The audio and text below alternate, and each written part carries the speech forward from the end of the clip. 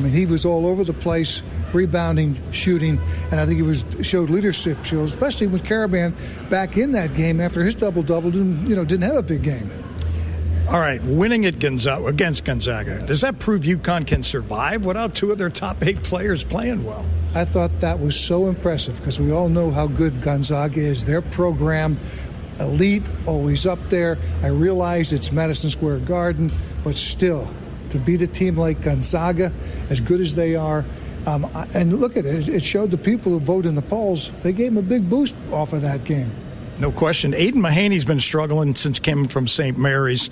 Does that maybe open the door for Ahmad Noel beginning tonight to get more time? I don't know how practice went because you know how the coaches are with practice, and I don't think he's given up yet on Mahaney, but I think I think it's a short rope with him, and if he doesn't prove himself when he gets his minutes, I think you're right. I think you're going to see some other guys go and fill up that spot. Terrace Reed Jr. now without Samson Johnson tonight. Hadn't started a game. This is the first start for him. How do you think he'll fare? You know, I was impressed with how he played against Gonzaga without the big guy in there all the time. He was pretty good. He didn't get in too much foul trouble. That's the thing I worry about with these big guys. They get in foul trouble. But, tonight it's look at me, look at me. I don't know what his personality is like, but I like his game. And if he can stay in the game for a while, he's going to be really good there. And the Big East, it's the opener, obviously very important. UConn lost last year's opener, but there have been all kinds of upsets. Dayton knocking off Marquette, St. John's losing to Georgia, Providence losing to St. Bonaventure. What's this league all about, do you think? Yeah, I don't know how, as early, the one thing you mentioned, that Dayton win. Look at that Dayton. Remember that Dayton? Who are they? What they do? Oh, yeah, they also beat UConn. So obviously a better team than we thought they were when UConn played them. But it's so early in the Big East, but when you look and see who got knocked off early, you wonder how good this conference is, or are other conferences, other teams catching up? That's, I think, we got to try to figure out. All right, it's going to be fun tonight, Joe. Thanks for the visit. Yep, I'll see you out there. All right, it's Joe Zone. We're back with more of the Scouting Report. Wayne Norman coming up here on Learfield. Are you traveling out of Bradley Airport and need a safe, reliable place to park your car? Trust your vehicle to LASFly Off-Airport Parking, located on Route 75 in Windsor Locks. They have both valet and self-park options to fit any budget. LASFly is open 24 hours a day and will get you to the airport on time every time. Join their loyalty program to earn points for free parking, and be sure to ask about their corporate discounts. Save 20% by pre-booking online at lazfly.com. LASFly is the official parking company and a proud supporter of UConn Athletics. Connecticut Business Systems, a Xerox company, is a proud sponsor of the UConn Huskies. We're Connecticut's largest provider of leading Xerox office technology, workflow automation, managed print services, software solutions, and audio-visual technology. We operate locally to offer you superior service and support, combined with the most advanced technology available in the industry. Our sales professionals make it their business to understand yours. So please contact us today for a free office technology assessment. Visit us at cbs-gisx.com or call toll-free at 1-800-842-0009. From the Berkshires to the Long Island Sound, this is the UConn Sports Network from Learfield.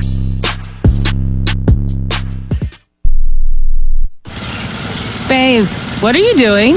What? I'm just mowing the lawn. No, it's blazing hot and dry out here. Don't you remember? Smokey Bear says, avoid using power equipment when it's windy or dry. Where'd you learn this? Oh, it's on SmokeyBear.com with many other wildfire prevention tips. Right. Thanks, Honey Bear. Because remember, only you can prevent wildfires. Brought to you by the USDA Forest Service, your state forester, and the Ad Council. Ma, is this how you feed a hamster? I think so. Is my homework right? I think so. Is, this milk still good? I think so. When it comes to parenting, sometimes it's okay to think you know. But when it's something as important as your child's car seat, don't just think. Know. Double check if your child is in the right seat for their age and size. It'll help protect them in a car crash. Don't just think. Know by visiting nhtsa.gov/the-right seat. A message from NHTSA and the Ad Council.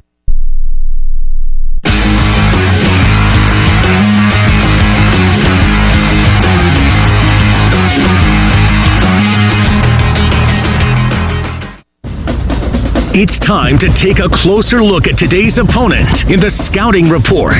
Here's Wayne Norman. Dante Jackson's in his 7th year, assistant coaching here at Xavier, as the Musketeers come in 8-3 after Saturday's loss to crosstown rival Cincinnati. A lot of things happened in that game, including a big play late in the game. First off, how did Cincinnati rally back in the final 7 minutes from the 7-point deficit to win that game?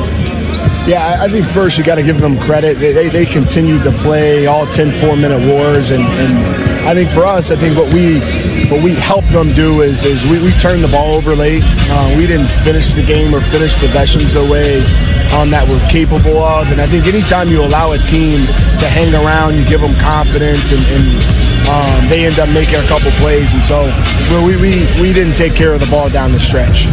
And you lost your leading scorer and rebounder, Zach Fremantle. At least he hurt his knee with 4 minutes to go, but he stayed in the game. But how much of a factor was his injury in the Cincinnati comeback? I don't think it was too much of a factor, quite honestly, because I know he went down hard. He came up, he gave us the thumbs up, and all was well. He finished the game. I think that was just more a microcosm of maybe the pressure that our guys were under. And again, give Cincinnati credit. Their two guards did a really good job of pressuring the ball and kind of disrupting the flow of our offense, and I think that's what ultimately did us in. But let's talk positive now for Xavier. Ryan Conwell, transfer from Indiana State, has been really good for you, and he's a weapon from the perimeter, isn't he? He's been terrific. I think Ryan is one of the best shooters in the country. I think his work ethic on a day-to-day basis is kind of won out. I think as we start Big East play with Zach being out, we absolutely need Ryan to play well, along with Davion McKnight, Marcus Foster, and Jerome Hunter, and Dalen Swain. We have to do it. We have to become the team by committee. Each one of these guys have to step up, and there's no doubt Ryan Conwell has to be the best version of himself to give Xavier, our team, the best opportunity. But it's not just the loss of 6'9" Fremantle. You lost your starting center when the season began, so you guys just have to play small the rest of the year? We do, and what I'm really intrigued with is the fact that we have the opportunity and the bodies to do so. A year ago, when Zach and Jerome went down, we were in a different predicament. This year, we actually have able bodies. They've got to play some different positions and maybe longer stretches than they had earlier in the year. But I'm excited to see these guys kind of come out of their shell and to play bigger roles, because they're all big-time players. We just need them all to get on the same page and play for Xavier. Dante, good to see you. Thanks very much. Best of luck to the Musketeers. Thank you so much. Dante Jackson, Xavier assistant coach. Up next, the head coach of the Huskies, Dan Hurley, talks to Mike Crispino from Brown, Banderas, and Scott. This is UConn basketball on Learfield. Is your retirement game plan a well-executed play or a Hail Mary pass? Hi, I'm Jake Dozer, certified financial planner. At Johnson Brunetti, we've helped over 5,000 families prepare for and live in retirement. And now we're proud to be the official wealth management sponsor of the UConn Huskies. Visit us at johnsonbrunetti.com and get free financial planning books and resources. Johnson Brunetti, Retirement and Investment Specialists. Johnson Brunetti is a marketing name for the businesses of JB Capital and JN Financial. Investment advisory services offered through JB Capital, LLC. Insurance products offered through JN Financial, LLC. Planning a move? Let Lippincott Van Lines, the official mover of the UConn Huskies, take the worry and stress out of your relocation. Whether you're moving across the country, across the world, or just across the street, Lippincott Van Lines will handle your packing, moving, and storage needs with the care and quality they deserve. If the UConn Huskies football team can trust Lippincott to get their gear to the field on time, you can trust them to get your items where they need to be. Call Lippincott Van Lines today for a free estimate at 800-245-8563.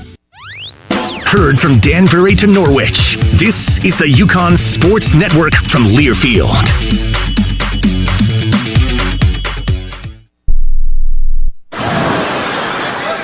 Hear that? That's the sound of your life.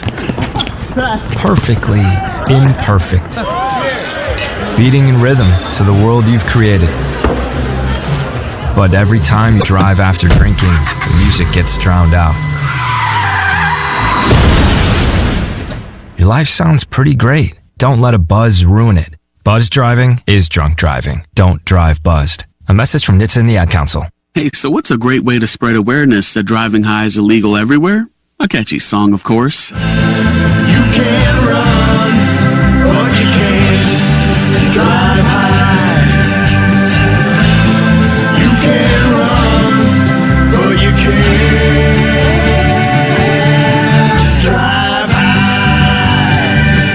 reminder, don't drive high. If you feel different, you drive different. Brought to you by NHTSA and the Ad Council.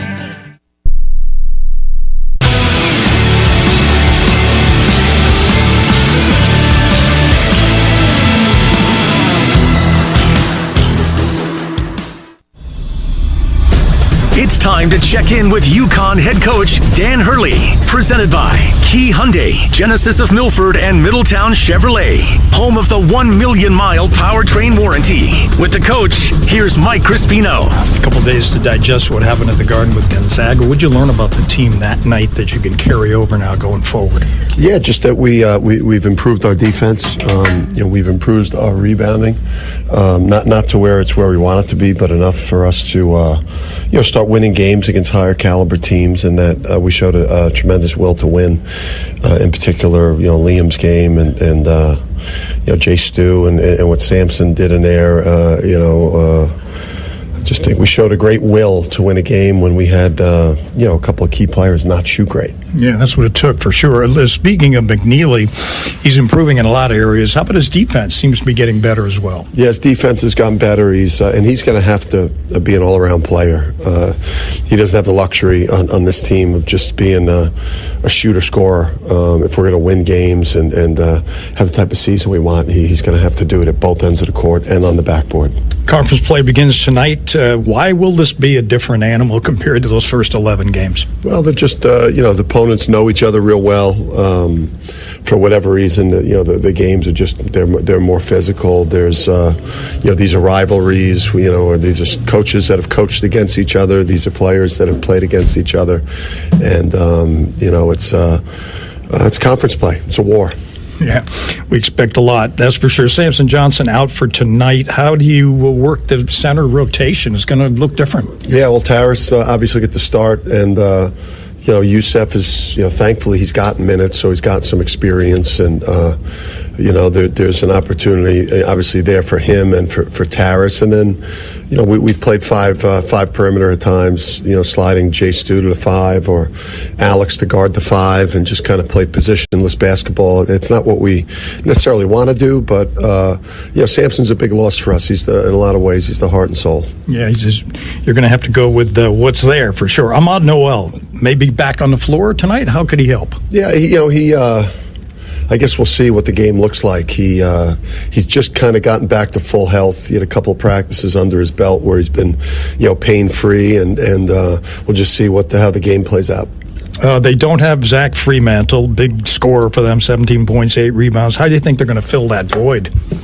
With Hunter, who has been tough on us, Ugly is a player that has a lot of experience and a lot of production at Pitt and at Oklahoma.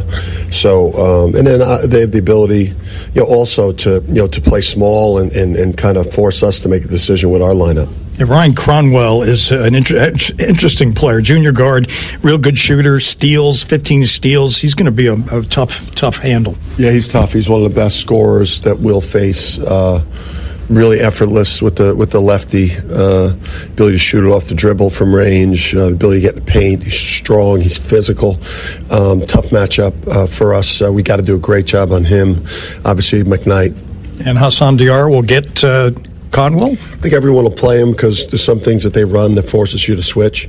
And we'll see what works and what doesn't work. We start games with plan A's, and sometimes we end in plan C or D. And sometimes that works too. Finally, keys to defending this home court. I'm thinking transition defense. It might be up there on the list. Yeah, ball screen defense, I think, is huge. Transition defense is huge. They really push it on makes and misses. And then just, our sharpness and, our physicality at all the points of battle in a game. Blockouts, screens, like who's more physical at those places, and who plays with that life or death urgency / desperation. Yeah, it's going to be a whiteout. Looking forward to it. Thanks, Coach. Yes, let's go. All right. That's Dan Hurley back with the starting lineups, the opening tip. This is UConn basketball from the XL Center on Learfield. Hi, this is Nick Kaplanson from Dime Bank. To win a championship, it takes more than just good players and coaches. It takes a whole community dedicated to the same goal. The same is true when it comes to banking. A successful banking relationship is built from a community fully dedicated to meeting the banking needs of its customers. If you're ready to experience a better approach to banking, come join our community at Dime. It's your bank, your choice, your Dime. Dime Bank. Community banking lives here. Member FDIC. Heard from Bridgeport to Willimantic. This is the UConn Sports Network from Learfield.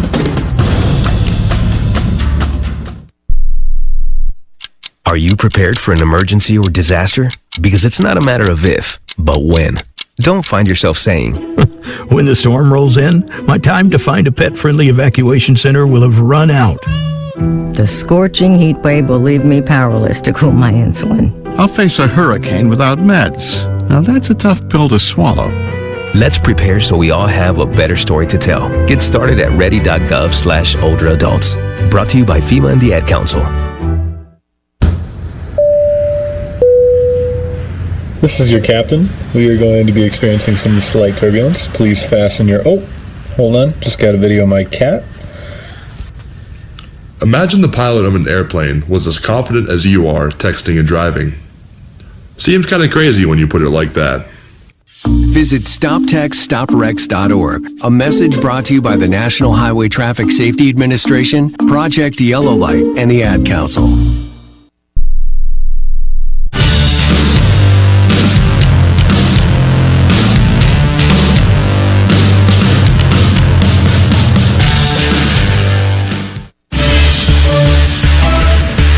Home of the 6-time national champions. This is UConn Huskies men's basketball. Caravan launches a three. Bang! He attacks inside. He lays it up and in. Oh, what a move by the big fella. Play-by-play coverage of today's game is presented all season long by Key Bank, the exclusive retail bank of UConn men's basketball.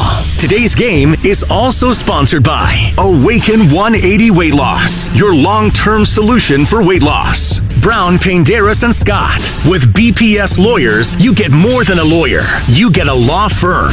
Connecticut Business Systems, a Xerox company. Beyond the expected. Dean Cabinetry in Bolton. Beautiful kitchens for any budget. Dime Bank. Community banking lives here. Fly Airport Parking. We've got lots to offer. Lippincott Van Lines. The definition of moving excellence. Key Hyundai. Genesis of Milford and Middletown Chevrolet. Home of the 1 million mile powertrain warranty. Cloder Farms in Ellington. Best sheds at the best prices. American-made custom furniture. We're worth the ride. Monaco Ford in Glastonbury and Niantic. Orthopedic Associates of Hartford. Make your move. Connect with the top orthopedic specialists at OAHCT.com. SeatGeek. Whether you're buying or selling basketball tickets, SeatGeek is the place to do it. SeatGeek, so Huskies fans can fan. Sullivan Automotive Group, where Liam McNeely shops. Drive like a champion with Sullivan Automotive. Trantolo and Trantolo, Connecticut's personal injury law firm. UConn Health, the official healthcare provider of UConn Athletics. Make their doctors your doctors. And by WFSB, trust Connecticut's largest, most experienced team of meteorologists. The First Alert Weather Team, only on Channel 3 Eyewitness News. And a kick back to Caravan for three. He hit it at the buzzer. What a feed, what a shot, and it goes down. We're minutes away from tip-off. Let's go to our broadcast location. Alongside Wayne Norman, here's Mike Crispino. Welcome to the XL Center. UConn and Xavier starting lineups brought to you by Dean Cabinetry in Bolton. Beautiful kitchens for any budget. Sean Miller coaches the Musketeers in at 8-3. Starting lineup: Marcus Foster, grad guard, 6'5", 215, Atlanta, Georgia. Jerome Hunter, grad forward, 6'8", 225, Columbus, Ohio. Dalen Swain, sophomore guard, Columbus, Ohio, 6'8", 220. Ryan Conwell, junior guard, 6'4", 215, from Indianapolis. And Davion McKnight, a grad guard, 6', 190, from Shelbyville, Kentucky. UConn at 8-3, coached by Dan Hurley, and the starting lineup includes Solo Ball. He averages 12.5 a game. Hassan Diarra, 7.5 points a game, almost 6 assists a game. Terrace Reed Jr. averaging 11 points, 8 rebounds. Alex Caravan, 15.5 points a game, 15 rebounds. And Liam McNeely, 13.5 points, 6 rebounds a game for the Huskies. Wayne Norman's keys to the game on the opening tip. Follow 10 seconds for station ID and these messages. This is UConn men's basketball on Learfield, presented by Brown Paint, Darris and Scott.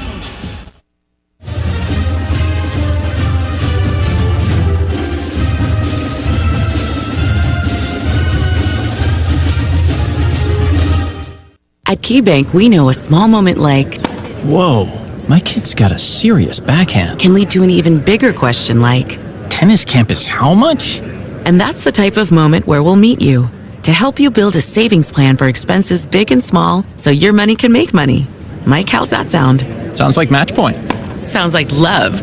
We could serve up tennis puns all day. For every financial need, we'll meet you in the moment. KeyBank opens doors. KeyBank member FDIC. Connecticut Business Systems, a Xerox company, is a proud sponsor of the UConn Huskies. We're Connecticut's largest provider of leading Xerox office technology, workflow automation, managed print services, software solutions, and audio-visual technology. We operate locally to offer you superior service and support, combined with the most advanced technology available in the industry. Our sales professionals make it their business to understand yours. So please contact us today for a free office technology assessment. Visit us at cbs-gisx.com or call toll-free at 1-800-842-0009. The UConn Huskies are on the air. You're listening to UConn men's basketball, presented by KeyBank. Now back to our broadcast location. Xavier returned one starter from last year's 16-18 team that lost in the NIT first round. Their best player, 6'9", Zach Fremantle, missed all of last year with a foot injury, but he's this year's leading scorer and rebounder. Then Saturday, he had a knee injury late, and the Musketeers lost to Cincinnati. He's out indefinitely. Also lost their starting center, Lucina Traore, in the preseason, so they'll start 6'8", 6'8" up front. They lost 10 players from last year. They've added 7 transfers. They were picked third in the preseason Big East poll. Keys for UConn tonight, post defense with Samson Johnson in concussion protocol. Terrace Reed Jr. gets his first start at center for UConn. Number 2, transition defense. Xavier runs well. They're number 3 in the nation in fast break points. Number 3, three-point defense. And number 4, disrupt the point guard, Davian McKnight. Our keys to the game sponsored by the Sullivan Automotive Group, where Liam McNeely shops. Drive like a champion with Sullivan Automotive. Our officials, Pat Driscoll, Matt Potter, John Gaffney. Opening tip sponsored by Trantolo & Trantolo, Connecticut's personal injury law firm. And for Xavier, it'll be Jerome Hunter, 6'8", jumping center against Terrace Reed Jr. Again, UConn without Samson Johnson in concussion protocol after the hit he took at the Garden against Gonzaga on the weekend. Chance he'll play, though, on the weekend against Butler. We'll find out as Terrace Reed gets his first start as a member of the UConn Huskies. But he did start 31 games at Michigan last year.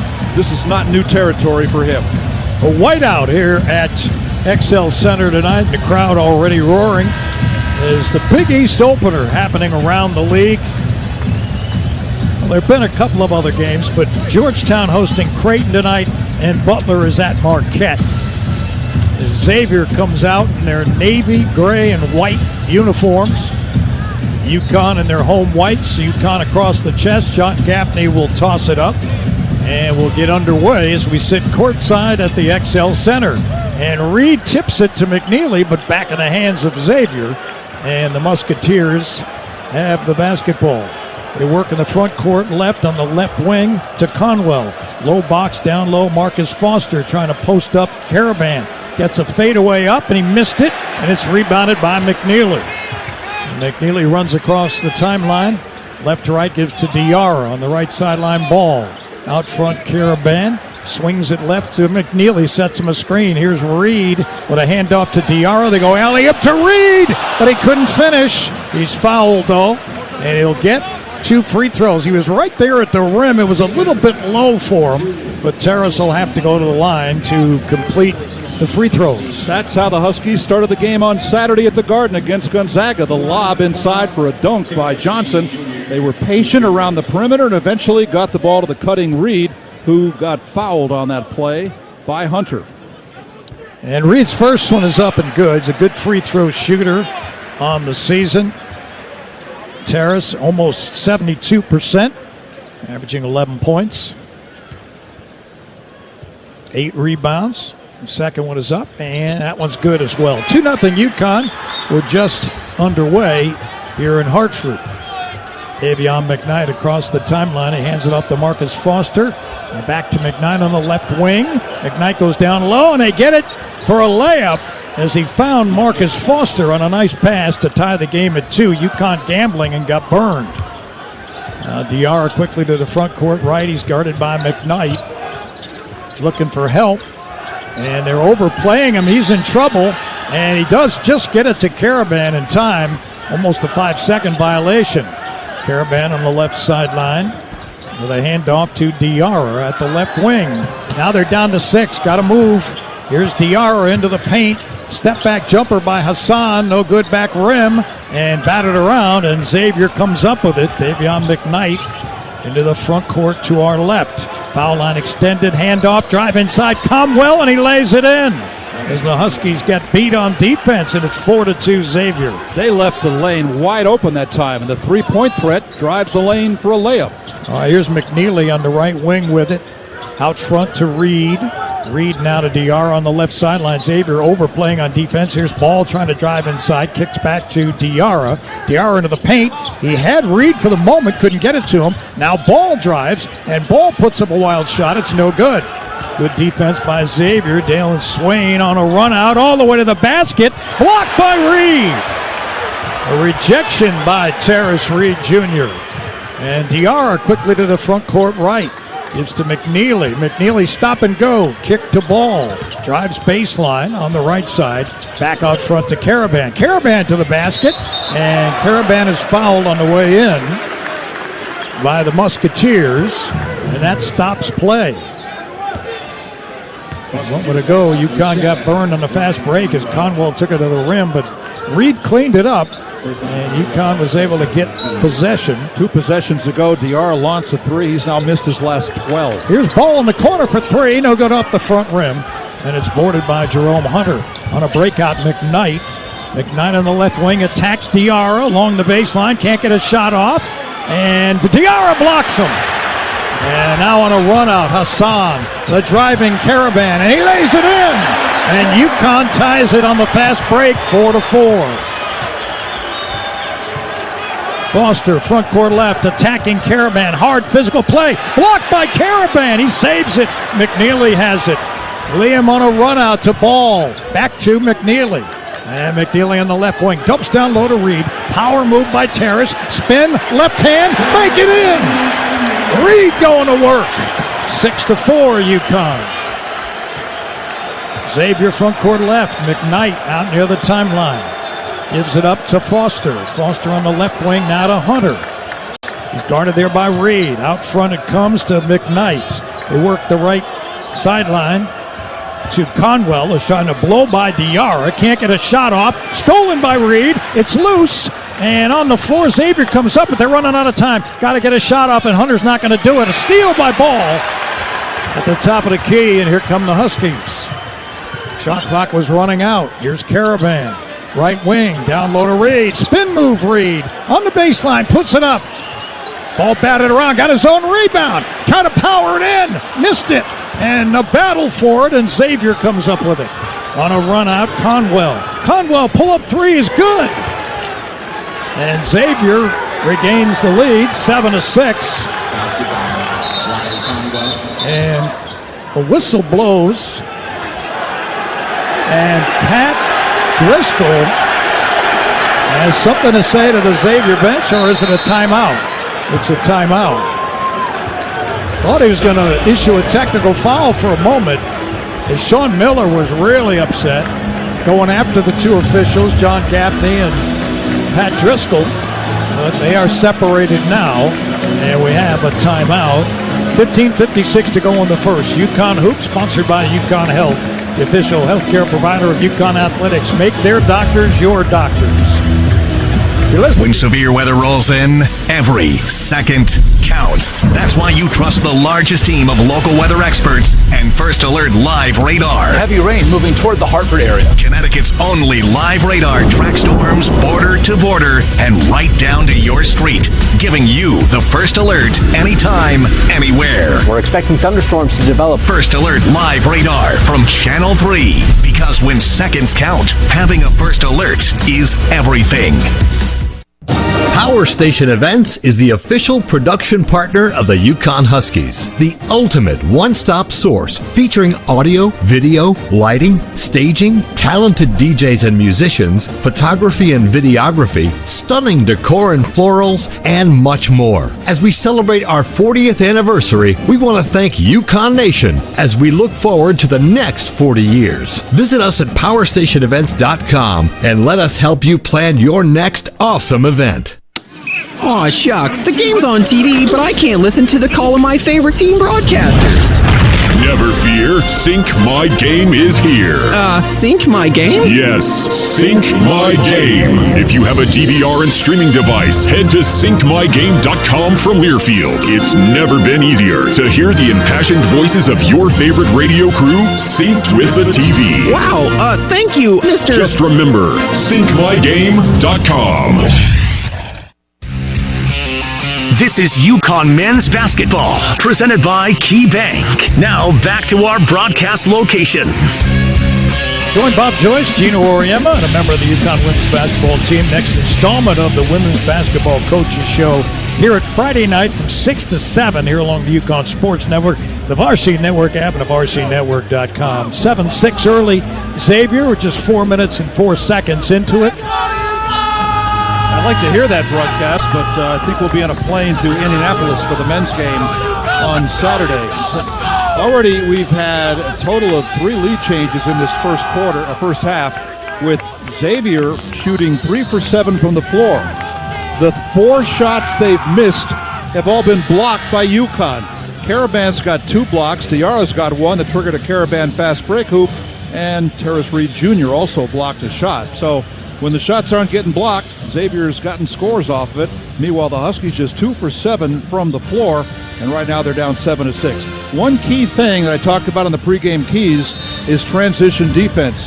This team likes to run. They like to shoot transition threes, especially Conwell. That was the last field goal, a 3 in transition by Conwell. Inbound, and here comes McNeely all the way to the basket. His shot is blocked. And let's see, Xavier, I believe, stepped on the baseline of a UConn basketball. Couple of substitutions immediately for Sean Miller. Dante Maddox Jr., grad guard from Chicago Heights, Illinois. Transfer from Toledo, he is in. John Hughley Jr. from Cleveland, Ohio, senior forward. Dalen Swain got the block. That's his 8th of the year on McNeely. And right now we have a stoppage as one of the officials, Matt Potter, was checking on the clock, I believe, and it'll be UConn ball at the baseline with 20 to shoot to our right as Diarra looks to get it in. Hassan, where's number 10, and a foul away from the ball already here as Reed is being held. It is called against Xavier. I think Dante Maddox, who just came off the bench, got that foul. His first. All right, they inbounded to Caraban. Steps into a 3. Caraban missed it. Ball is loose. It rolled off the rim, and a foul called on McNeely. So all 3 officials have been very tight with the whistle so far in this one as we kick off the Big East season. Huskies have missed their last 4 shots, and the threes aren't going. 0 for 3 after that Caraban miss. So Xavier moves right to left across the timeline into the front court left in front of the UConn bench. And they give it up to Dalen Swain, top of the key, crossover, and a kick outside. So he works it to Dante Maddox. Maddox outside the key and a hand to McKnight. McKnight with a crossover trying to beat ball, can't do it. Now he tried to put a shot up, can't get that off. Now they're down to 4. Now they're down to 3. They got to get a 3 ball off, and it's no good. Rebounded by McNeely, and the shot from Maddox was short off the front rim.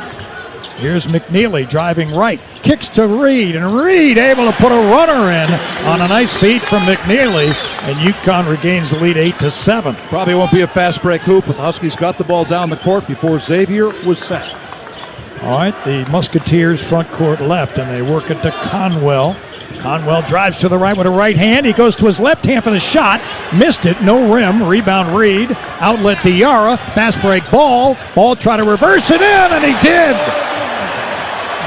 Solo ball and a quick timeout by Sean Miller. He didn't like the look of that at all. And UConn 10-7 with the lead. That's another fast break opportunity. Huskies beating Xavier at its own game. Xavier is number 3 in the nation in fast break points.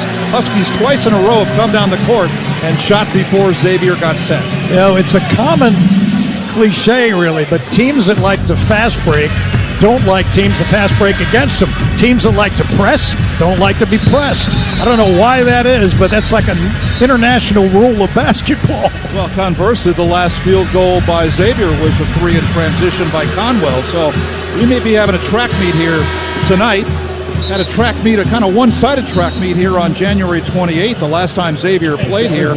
Huskies had 20 fast break points in that game and won 99-56.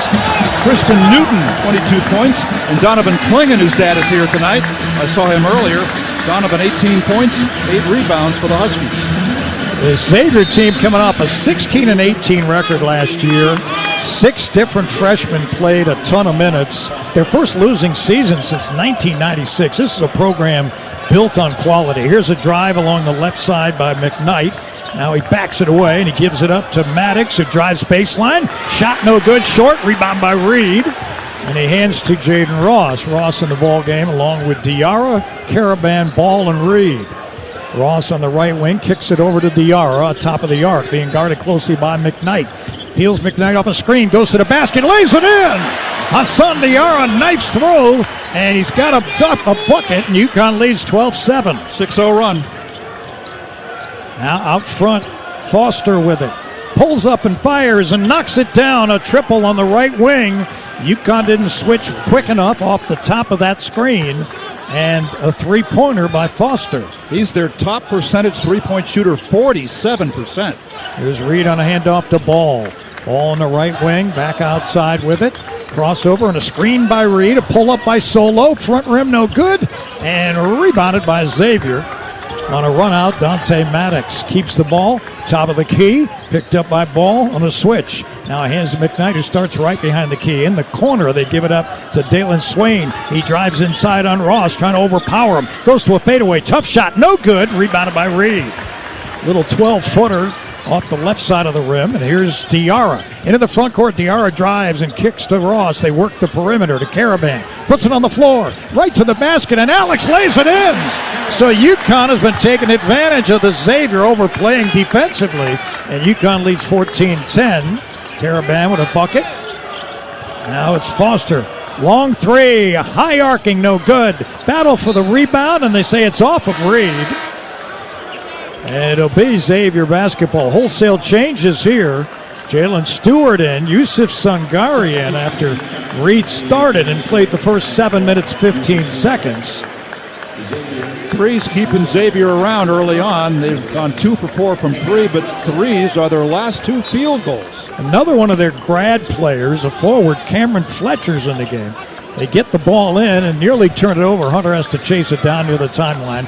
He gives it up to the drive of Conwell and is stolen by Ross on a cross-court pass. Jaden to the front court, sees an opening, pulls up, gives to Stewart. Stewart off the high screen of Singari. Into the paint, pull up, dumps it down, Singari lays it in.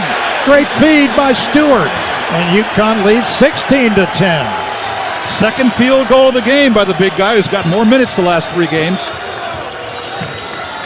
Here is Xavier's Maddox outside on the right wing. They work out front to Foster. Marcus Foster with it. Picked up by Caravan. They kick it in the far corner. They get a 3 here. It's off the back rim. Maddox missed it. Rebounded by Caravan. Ahead to Diarra. Hassan to the front court. Top of the arc. On the left wing. Back to Alex. Alex on the right wing. Off the high screen of Singari. Into the paint. Caravan kicks in the far corner to Ross. Ross back out front to Diarra. 12 to shoot. Hassan starts the offense again. The big screen by Singari. Diarra trying to drive in past his man. Can't do it. Gives to Caravan. Now they're out of time. They get it to Diarra, who lays it in. Left-handed Caravan with a great feed on the right baseline. And Diarra converts 18-10 UConn. Huskies on a 12-3 run. Conwell across the timeline, guarded by Diarra. Gives it up on the right sideline to Maddox Jr. Crowd rising. On the right sideline, Foster back to Conwell up the high screen. And Singari is called for stepping in and a foul on Youssef. And Dan Hurley is over to talk to him. He was way high that time, maybe 10 feet from the midcourt line. You don't want to use up one of your fouls on your centers that far from the hoop. No doubt. UConn basketball presented in part by JT Gummo, the suit store, your destination for sharp, custom-tailored suits that make a statement. Dress your best with JT Gummo. 18-10 Huskies. We're just about 9 minutes into it here at the XL Center. You're listening to UConn men's basketball on Learfield, presented by Brown Penderas and Scott. UConn fans, when it comes to sports injuries, do you know where the Huskies go? UConn Health, Connecticut's public academic medical center. Our doctors advance research and train future generations of healthcare experts. All while offering the latest in injury prevention, treatment, and performance improvement for athletes, for everyone. When it comes to UConn athletics, our physicians are their physicians and should be your physicians too. Make their doctors your doctors. UConn Health. Learn more at health.uconn.edu. Connecticut is Husky Nation. This is the UConn Sports Network from Learfield. Comes to a gun suicide attempt, all it takes is a moment. Heather and I had an argument just like any other couple. I was lost. I had snapped. I had a gun and I was going to take my own life. Heather helped me realize that there was still a life to live for the better of myself, my family. My weapon is now safely put away. A moment of crisis can happen to anyone. Store your guns, locked, unloaded, and away from ammo. Hear more safe stories at endfamilyfire.org. Brought to you by Brady and the Ad Council. You say you'd never give in to a meltdown and never fill your feed with kid photos. You say you'd never put a pacifier in your mouth to clean it and never let them run wild through the grocery store. So when you say you'd never let them get into a car without you there, no, it can happen. 1 in 4 hot car deaths happen when a kid gets into an unlocked car and can't get out. Never happens. Before you leave the car, always stop, look, lock. Brought to you by NHTSA and the Ad Council.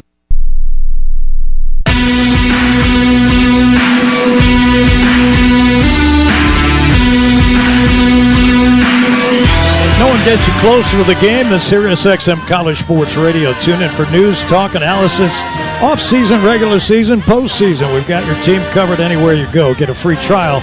SiriusXM.com/College Sports Radio 2024. Tonight's game sponsor, Connecticut Business Systems. UConn leading 18-10 early, holding Xavier to 4 of 14 shooting. One of the keys, Dan Hurley in this last stretch where UConn has won 4 in a row after leaving Maui. They have played better defensively, and so far, so good tonight. Xavier hit 2 of his first 3 shots, getting the ball inside a couple of times. But since that time, they've really been cold. In fact, they've missed 6 of the last 7 shots. The one they made was a 3. Conversely, UConn started cold, 2 for 9 from the floor, and since then they've hit 6 of the last 7 shots. A couple of those are in transition. Now, this is a Xavier team that's missing 2 bigs. One is 6'9" Zach Fremantle, and the other is 6'10" Lucina Traore, who was hurt before the season began. So UConn able to capitalize with the bigs inside. Huskies have scored 18 points early on with 11:10 to go in the first half. 8 of those 18 are by the bigs. Terrace Reed Jr. got off to the good start, scored 6 quick points, and then Yusuf Singari was able to get a layup from Jalen Stewart. Singari's second field goal of the year. His first came against New Hampshire.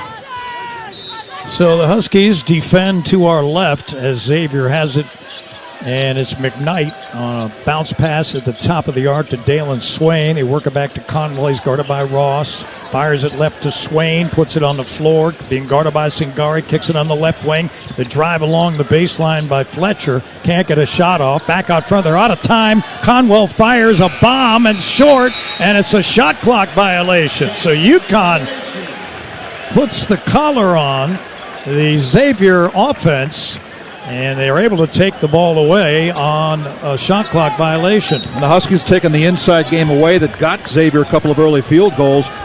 The last 5 shots by Xavier are threes. The last 3 have missed. All right, Aiden Mahaney's in the ball game. He's got it outside on the right wing. Gives it up on a bounce to McNeely, who cuts into the paint. The floater by Mack, in and out. Rebound Singari. Put back Singari. He's got it. Oh, Youssef. How sweet it is. And UConn leads 20-10. Now it's Conwell outside the arc being doubled for the moment. They fire it for a baseline jumper, a high post jumper, pardon me, from Jerome Hunter, and he's able to knock it down from 10 feet. And it's 20-12, 10 minutes to go in the first half. Here's Mahaney with it.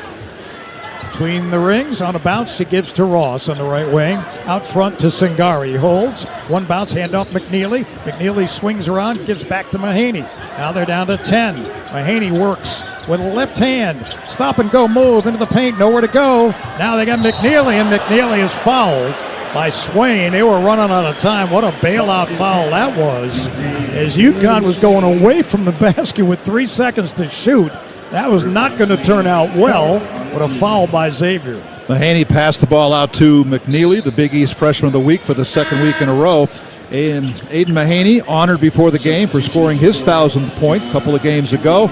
Alex Caravan honored for scoring his 1,000th career point, all at UConn. And Dan Hurley was honored before the game for his 300th coaching win Saturday against Gonzaga. Yeah, one of 6 Big East coaches with 300 wins now. It's a league full of great coaches. Here's Ross on the left wing with it to our right. They're down to 6. They got to get a shot off. It'll be McNeely. They missed it off the right side. Ball is fought for. Singari dives for it. Stewart dives. He comes up with it, and it's UConn ball. Oh, Jalen Stewart. Manimal. How about that? He went down and gave it all up to come up with a loose ball. And UConn keeps possession. All right, Singari out and Reed in. Huskies out rebounding the Musketeers 13-7. Getting a couple offensive rebounds in there too. They've got 4. John Hewley comes back in. Where's number 4? He's a 6'11 senior forward for Xavier. They get it into Ross in the corner for 3. Back rim, tipped and rebounded, and a foul called on McNeely, and that's his second. And McNeely fouled Cameron Fletcher on the rebound action. That was a ticky-tack foul, and Caravan's got to come in. So Ross now 6 of 30 from three-point range. Did not shoot threes well last year either. But he was open. He played hardly at all last year. You can't really even count that. Good looking. But he's got to get better, no doubt. All right, here is Conwell. Out front, they come to Hewley. And they hand it back to Conwell. He starts to his left outside the arc. Now Hunter, they work on the left wing to Maddox. Back out front to Hewley. And now it's Conwell trying to blow by Ross. Guarded by Reed. Crossover. Has to put a fadeaway up and made it. What a shot that time by Ryan Conwell. 20-14. UConn by 6. 8:45 to go. Mahaney, front court right on a high post give to Reed. Reed on a handoff to Jalen Stewart. Stewart being guarded by Fletcher on the right wing. UConn a little stagnant on offense. Stewart to the basket, puts up the shot. He got blocked, and Xavier comes up with it on a run out. Here's Maddox. Maddox blows inside over Ross, and a foul is called on the shot. I think the foul might have been on the screen under the hoop on the shot. Now they're giving him 2 free throws. So it was against the shooter. I don't know who actually got him. They got Jaden Ross for the foul. Maddox Jr., the grad guard. Second team Mid-American Conference player when he was there at Toledo. Here on the line with 8:20 to go, and he makes the free throw. 20-15. UConn had a 10-point lead, 20-10. Xavier scored the last 5. All right, Diarra in, Solo Ball in, and Ross stays in.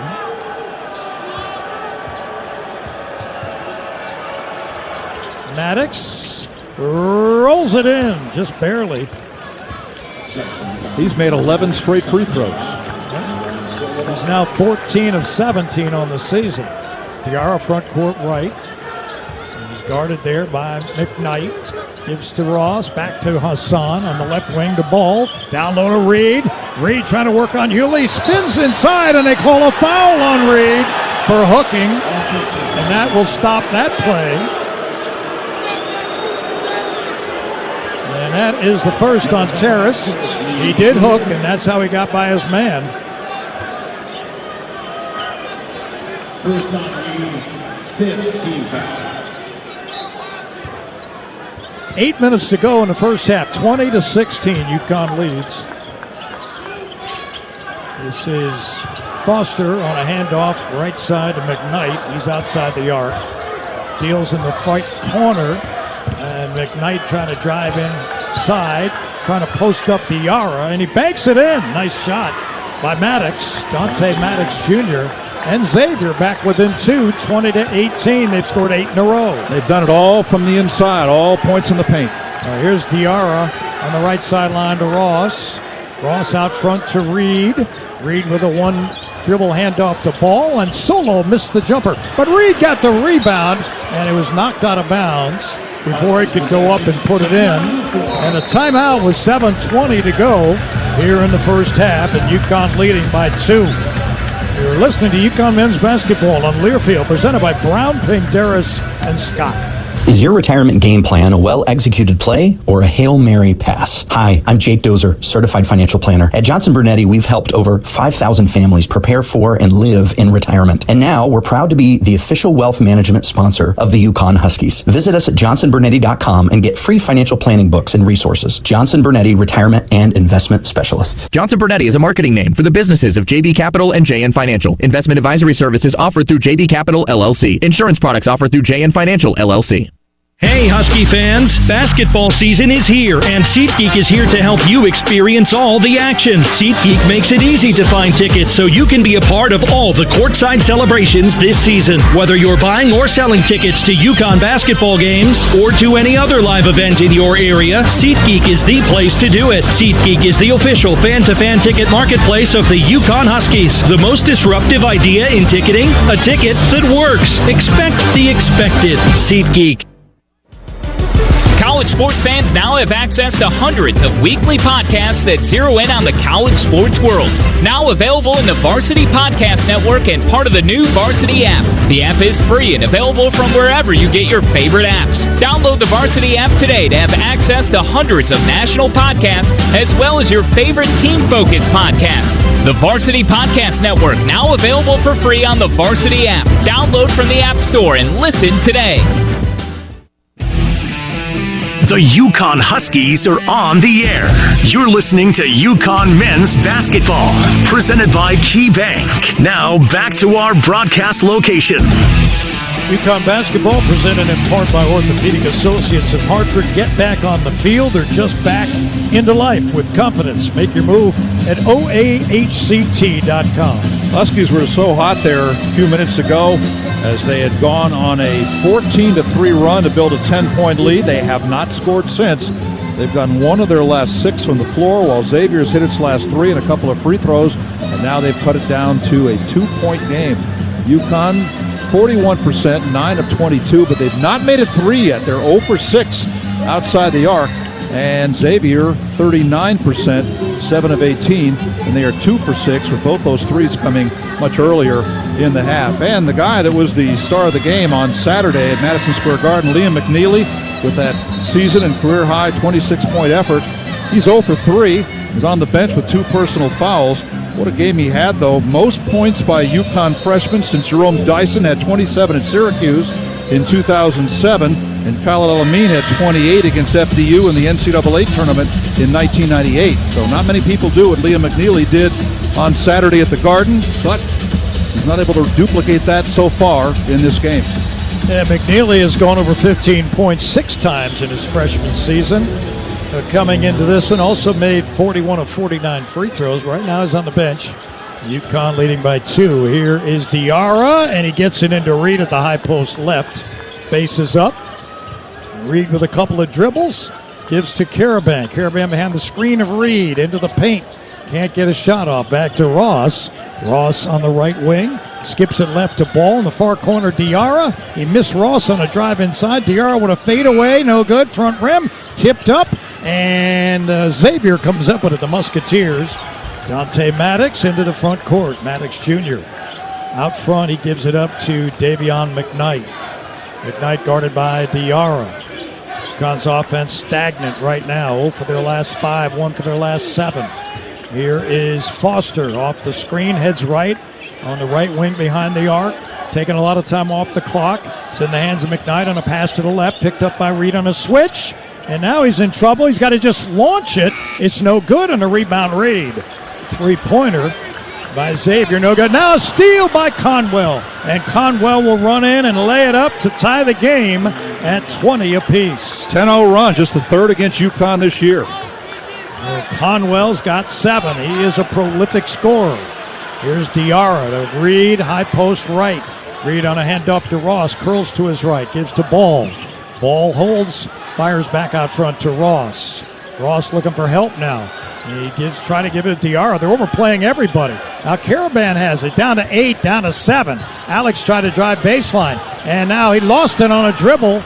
And here come the Musketeers. Foster drives to the basket, and he banks it in, and the Musketeers have the lead, 22-20. There's that famous fast break offense for Xavier, number 3 in the country, able to get points off the turnover by Caravan. Timeout called by the Huskies. They got to the front court with 5:34 to go, and the Musketeers have exploded and now have a 22-20 lead, led by the 9 points of Ryan Conwell, who averages 16 a game.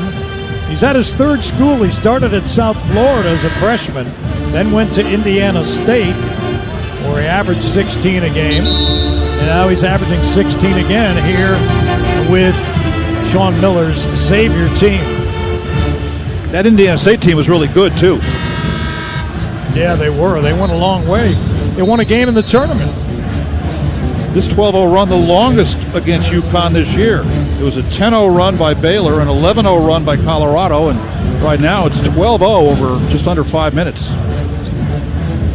You talked about in your scouting report about this team and the losses Xavier's had. They also lost Desmond Claude, who was a great player for them. He went to USC in the portal, so they've had to overcome some personnel changes for sure. UConn has a front court right. Here's Reed on a handoff to Diarra. Diarra, a little pull-up jumper, no good, back rim, and rebounded by Conwell. Conwell on a run out into the front court, skips it right to Maddox. Deep in the corner, Foster on the right side in front of the UConn bench. Foster with trouble. What's he going to do? Gives it up on a bounce to Hughley, and now he has to recover. Back out front, it comes to Foster on the right sideline. Foster guarded by Caravan. High post handoff, Hughley. Jab step, jump shot, back rim. All white jerseys. Reed has another rebound, and that is his 7th of the first half. Diarra front court right. Back to Caravan. Steps into a 3. Hits it. And a moving screen by Reed. He definitely was moving to his left that time. You could see it. So that's a big foul. That's his 2nd after a huge first half. Crowd doesn't like it. I didn't think it was a bad call at all. All right, Singari. Well, they didn't like it because Caravan's jumper went in. That's the worst part about it. Huskies had no turnovers until a minute ago. Now they've had 3. All right, so UConn trailing by 2, 22-20. As Singari comes back in, Dan Hurley's upset. You know what about that call? You may be right that it was a foul, but it was so far away from the play that Caravan had already taken the shot. Anyway, Xavier front court left with it. Top of the key, it's Swain. On a handoff to Conwell, he starts to his right. Started by Diarra. High post give to Hunter. Now on the left wing, it comes to Swain. He starts to his right. Top of the key, crossover. He attacks Singari. Missed the shot. Singari deflected it. Rebound Caravan. Diarra run to the front court to Alex. Back to Diarra. Diarra off the screen of Singari. Into the paint, and he is fouled. Fouled from behind after he made a step toward the hoop. Just the 5th team foul on Xavier. These are important minutes again for the 3rd game in a row by Yusuf Singari, the little-used backup center He generally plays behind Samson Johnson, who's out in concussion protocol, and Terrace Reed Jr., but now Reed on the bench with 2 personal fouls for the final 4.5 minutes of this half. It's up to Singari to hold the inside fort. And the inbound deflected, but Diarra recovers it back to Caravan, who launches a 3 and no good. And a rebound, Xavier. Huskies 0 for 7 outside the arc. Oh, here's Maddox driving to the basket on Ball, who stole it from him. Nice play by Solo. And Ball quickly to the front court to Diarra. Diarra trying to blow by Hunter. Can't go by him on the left sideline in front of the Xavier bench. Back out front to Caravan. Caravan looks to Ball, curls to his right. They switch. He skips it right to Stewart. Good D by Xavier. And they work back outside of Ball. They're down to 10. A high screen by Singari. Ball's jumper is good. It's a 3 off the right wing. UConn regains the lead, 23-22. Ends the 12-0 run. UConn's first points in 7 minutes. McKnight, front court left, gives it up to Fletcher. Now on the left wing, it's in the hands of Hunter. Back to Conwell. Crossover, trying to go by Diarra. Can't do it. Gives it up to Hunter on the right wing. It's in the hands of McKnight. And a foul is called on Diarra. And that's going to be the 7th team foul on UConn, which is going to put Xavier on the line to shoot 1-1. When we come back out of the timeout, 3:12 to go in the first half, UConn by 1, 23-22. Are you trying to lose weight and nothing works for the long term? Turn to the solution for weight loss. Awaken 180weightloss.com. You're listening to UConn men's basketball on Learfield, presented by Brown Paint, Darris and Scott. Hi, this is Nick Kaplanson from Dime Bank. To win a championship, it takes more than just good players and coaches. It takes a whole community dedicated to the same goal. The same is true when it comes to banking. A successful banking relationship is built from a community fully dedicated to meeting the banking needs of its customers. If you're ready to experience a better approach to banking, come join our community at Dime. It's your bank, your choice, your Dime. Dime Bank. Community banking lives here. Member FDIC. We're back in 60 seconds after this from your local station. This is the UConn Sports Network from Learfield. The possibility of lung cancer can be pretty scary, especially if you're one of approximately 8 million current or former smokers at high risk. That's why SaveByTheScan.org wants you to know that now there's a breakthrough low-dose CT scan that can detect lung cancer early, and it only takes 60 seconds. You stop smoking, now start screening. For an easy quiz to see if you're eligible, visit SaveByTheScan.org. It could save your life. SaveByTheScan.org is brought to you by the American Lung Association's Lung Force Initiative and the Ad Council. I'm a pretty great multitasker. I can wash dishes and do laundry. I can roller skate while walking my dog. I can even order lunch while doing my homework. But I can't use my phone while driving. A distracted driver is one of the leading causes of death in the United States. So when it comes to driving, please, don't be a multitasker. Don't drive distracted. A message brought to you by the National Highway Traffic Safety Administration, Project Yellow Light, and the Ad Council.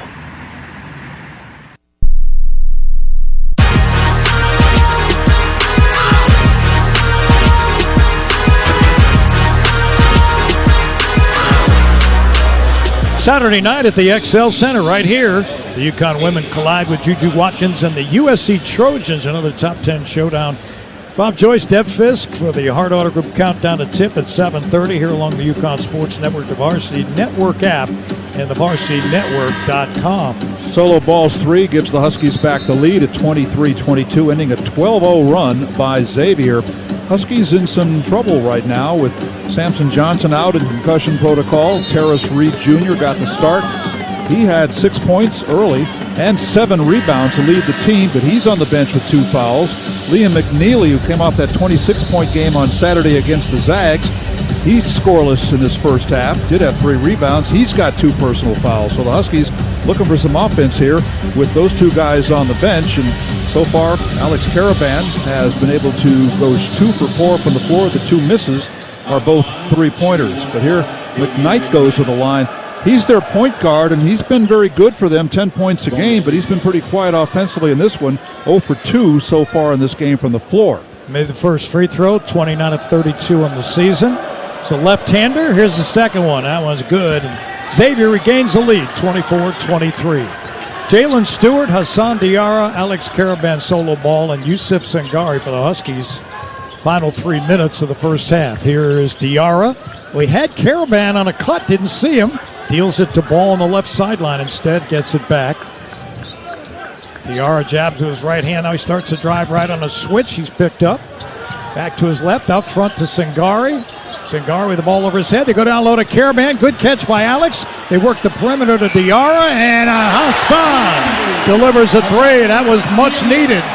26-24, UConn. He had missed his last 12 three-point shots. Now Conwell to front court between the rings. High post handoff, Jerome Hunter. Conwell gets it back. Jabs, fires over Ball, and knocks it down. He is lightning quick with the delivery. And Conwell, who is outstanding 46% three-point shooter, gives Xavier the lead back 27-26. Here's Diarra out front to Caravan. He fires a three. Alex hits! And UConn regains the lead, 29-27. Here we go. They didn't have a three-pointer until the last two shots. Here's Hunter, front court left to Conwell. Peels right, fires it to high post to Hunter. Trying to work on Sangari, puts up a jump hook, it's no good. Rebound Sangari. On the outlet, Diarra on the right sideline. Front court right, he gives to Stewart. He'll try a three, and that one is in and out, and it's rebounded by Hunter. On the outlet, here come the Musketeers. A drive to the basket, nowhere to go. They kick it back outside. Hunter will try a three, and he hits. So Xavier's Musketeers now have made 4 threes, and they lead by 1, 30-29. Back and forth. Each team has made 2 threes in the last 2 minutes. All right, Diarra on the right wing outside the arc. With a left-hand dribble. It's to Ball. Ball with a jumper. Back rim no good. And it's off of Xavier, I believe.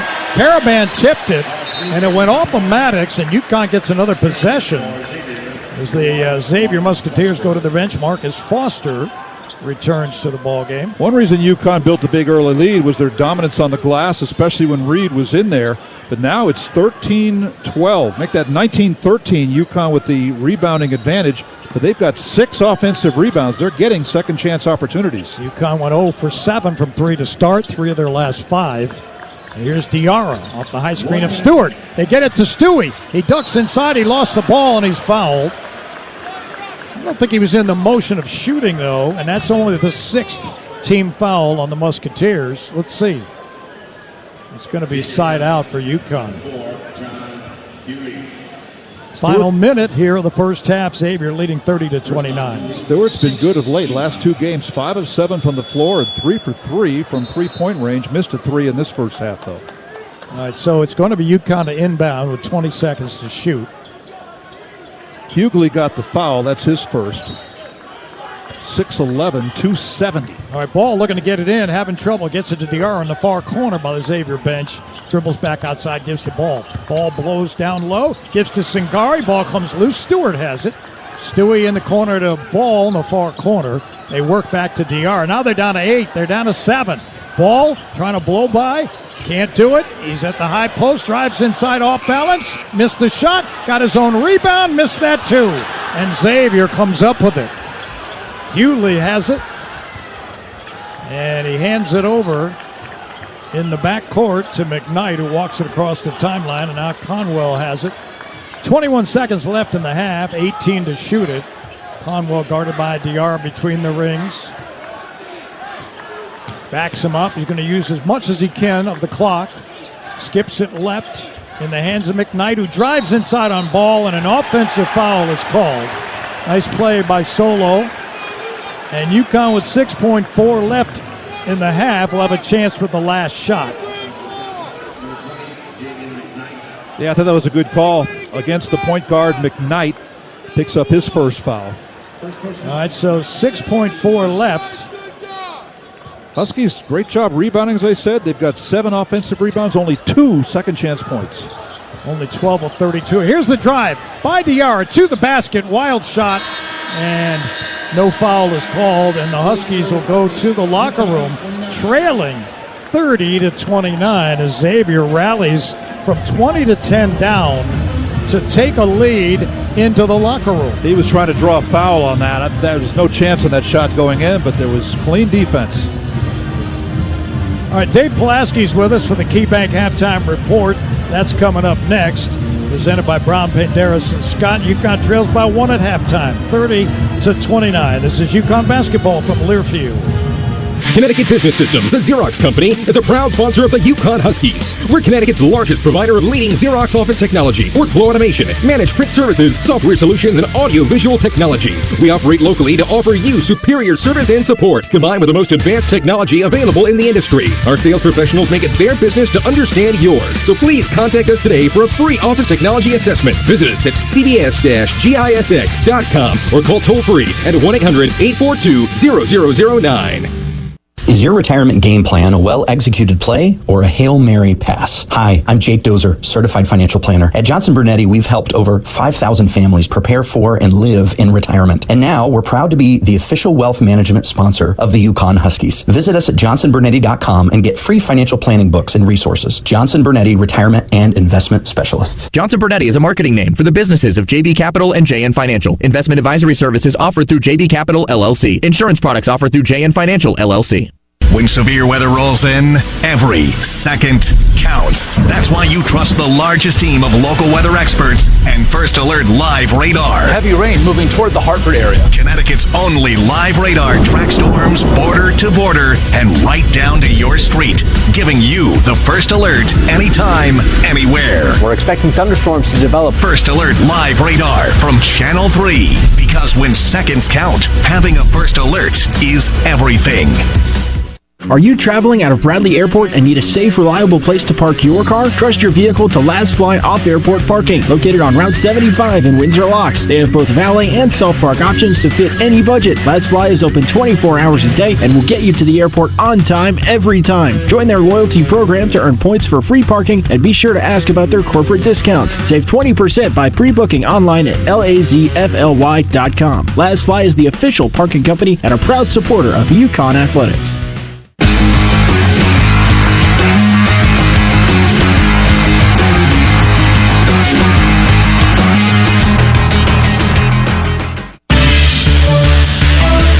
"20 minutes are in the books. This is the KeyBank Halftime Report. KeyBank is the exclusive retail bank of UConn men's basketball. Coming up, we'll recap the first half and check scores from across the country. Now, let's go to the Learfield Network studios. Halftime at the XL Center, and right now, UConn trailing Xavier 30-29. Dave Pulaski inside the Learfield Network studios. Let's get you caught up on the other Big East action taking place on this Wednesday night. Couple other games, one in progress. The other game going on right now is in Washington, D.C., where Georgetown holds a 15-point lead on Creighton, 56-41 with 11:25 remaining in the second half. In that contest, Georgetown trying to get their first win against the Blue Jays since the 2021 Big East Tournament Championship game at Madison Square Garden. Meanwhile, coming up later on, UConn's next opponent, Butler, will head into Milwaukee to take on number 9 Marquette.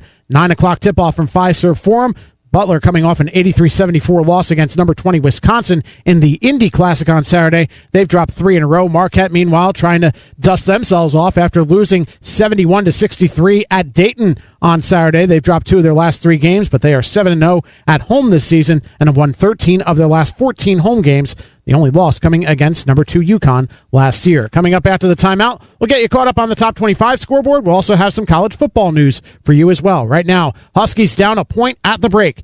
This is the UConn Sports Network from Learfield, presented by Brown, Penderas, and Scott. Hey, Husky fans! Basketball season is here, and SeatGeek is here to help you experience all the action. SeatGeek makes it easy to find tickets so you can be a part of all the courtside celebrations this season. Whether you're buying or selling tickets to UConn basketball games or to any other live event in your area, SeatGeek is the place to do it. SeatGeek is the official fan-to-fan ticket marketplace of the UConn Huskies. The most disruptive idea in ticketing? A ticket that works. Expect the expected. SeatGeek. UConn fans, when it comes to sports injuries, do you know where the Huskies go? UConn Health, Connecticut's public academic medical center. Our doctors advance research and train future generations of healthcare experts. All while offering the latest in injury prevention, treatment, and performance improvement for athletes, for everyone. When it comes to UConn athletics, our physicians are their physicians and should be your physicians too. Make their doctors your doctors. UConn Health. Learn more at health.uconn.edu. Planning a move? Let Lippincott Van Lines, the official mover of the UConn Huskies, take the worry and stress out of your relocation. Whether you're moving across the country, across the world, or just across the street, Lippincott Van Lines will handle your packing, moving, and storage needs with the care and quality they deserve. If the UConn Huskies football team can trust Lippincott to get their gear to the field on time, you can trust them to get your items where they need to be. Call Lippincott Van Lines today for a free estimate at 800-245-8563. I love spreading joy with gifts this time of year, but I try not to spread my budget too thin. Luckily, Kohl's has come through for me once again. I just went and used a 25% off coupon to score so many great gifts under $20, like cozy pajamas and fleece, amazing gift sets, and beauty must-haves. So if you're looking to give more for less this season, get to Kohl's. Select styles, offers end December 24th. Some exclusions apply. See store or Kohl's.com for details.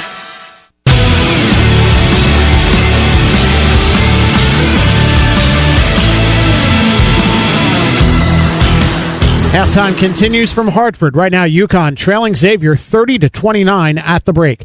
Dave Pulaski inside the Learfield Network studios. Let's get you caught up on the top 25 scoreboard in college basketball for this Wednesday. A couple of other games that are going on. One of them in progress right now in Charlottesville as Virginia holds a 30-21 lead against 21st ranked Memphis. UVA trying to score the upset victory. They are 0-3 against ranked opponents this season, but all of them coming on neutral courts or in true road games. Coming up later on in top 25 action, number 6 Alabama travels to North Dakota to take on the Fighting Hawks. Number 13 Gonzaga welcomes in Nichols, the first ever meeting between those schools in the Jumpman Invitational in Charlotte at 9 o'clock tonight. Number 14 Oklahoma is still one of 5 remaining undefeated teams in Division I. They tangle with number 24 Michigan. Number 15 Houston will square off against Toledo.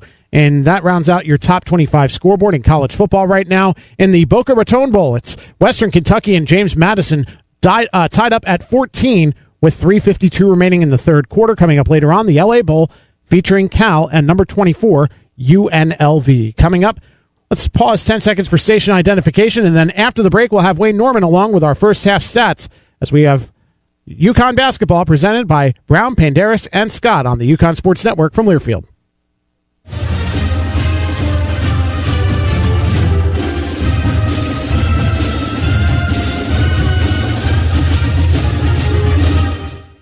When severe weather rolls in, every second counts. That's why you trust the largest team of local weather experts and First Alert Live Radar. Heavy rain moving toward the Hartford area. Connecticut's only live radar tracks storms border to border and right down to your street, giving you the first alert anytime, anywhere. We're expecting thunderstorms to develop. First Alert Live Radar from Channel 3. Because when seconds count, having a first alert is everything. At KeyBank, we know a small moment like, whoa, my kid's got a serious backhand. Can lead to an even bigger question like, tennis campus how much? And that's the type of moment where we'll meet you to help you build a savings plan for expenses big and small so your money can make money. Mike, how's that sound? Sounds like match point. Sounds like love. We could serve up tennis puns all day. For every financial need, we'll meet you in the moment. KeyBank opens doors. KeyBank member FDIC. The passion, the tradition, the rivalries. SiriusXM is your destination for all things college sports, and we've got you covered. On SiriusXM College Sports Radio, there's complete coverage of every major conference, including live games, plus 24/7 talk and analysis. So cheer along on the SiriusXM app and listen to your favorite team anywhere. And now you can get 3 months of SiriusXM free. Subscribe now. See offer details at SiriusXM.com/College Sports Radio 24.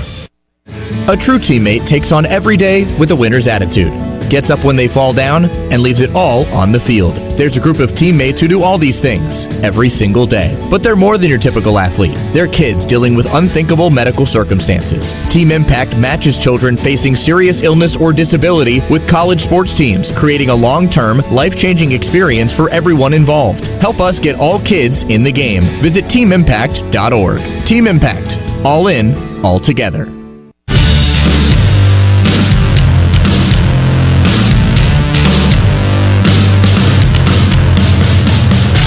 Time in Hartford, UConn trailing Xavier 30-29. Third time this year, UConn has trailed at halftime. They were down 1 to Baylor, came back and won at Gamble.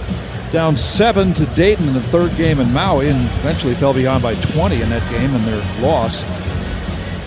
Huskies led in scoring in this first half by Alex Caravan. He's got 7. And Hassan Diarra, he's got 7. Terrace Reed Jr. got his first start of the year. He had 6 points and a team-high 7 rebounds, but he just played 12 minutes after getting his second personal foul. Liam McNeely got 2 fouls. He was 0 for 3. Didn't score in the first half, did have 3 rebounds. Solo Ball had 5 points, but shot 2 for 9 off the bench. Huskies got 4 points by Yusuf Singari, who had 2 points all year before tonight. He played 8 minutes. Jaden Ross, Jalen Stewart, Aiden Mahaney did not score for the Huskies.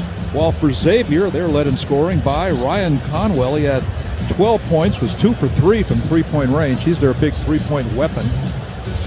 Jerome Hunter started, scored 5 points. Dalen Swain started, got no points, 1 rebound, and 2 personal fouls. Marcus Foster had 7, and starting point guard Davey McKnight had 2 points, 1 rebound, and 1 assist.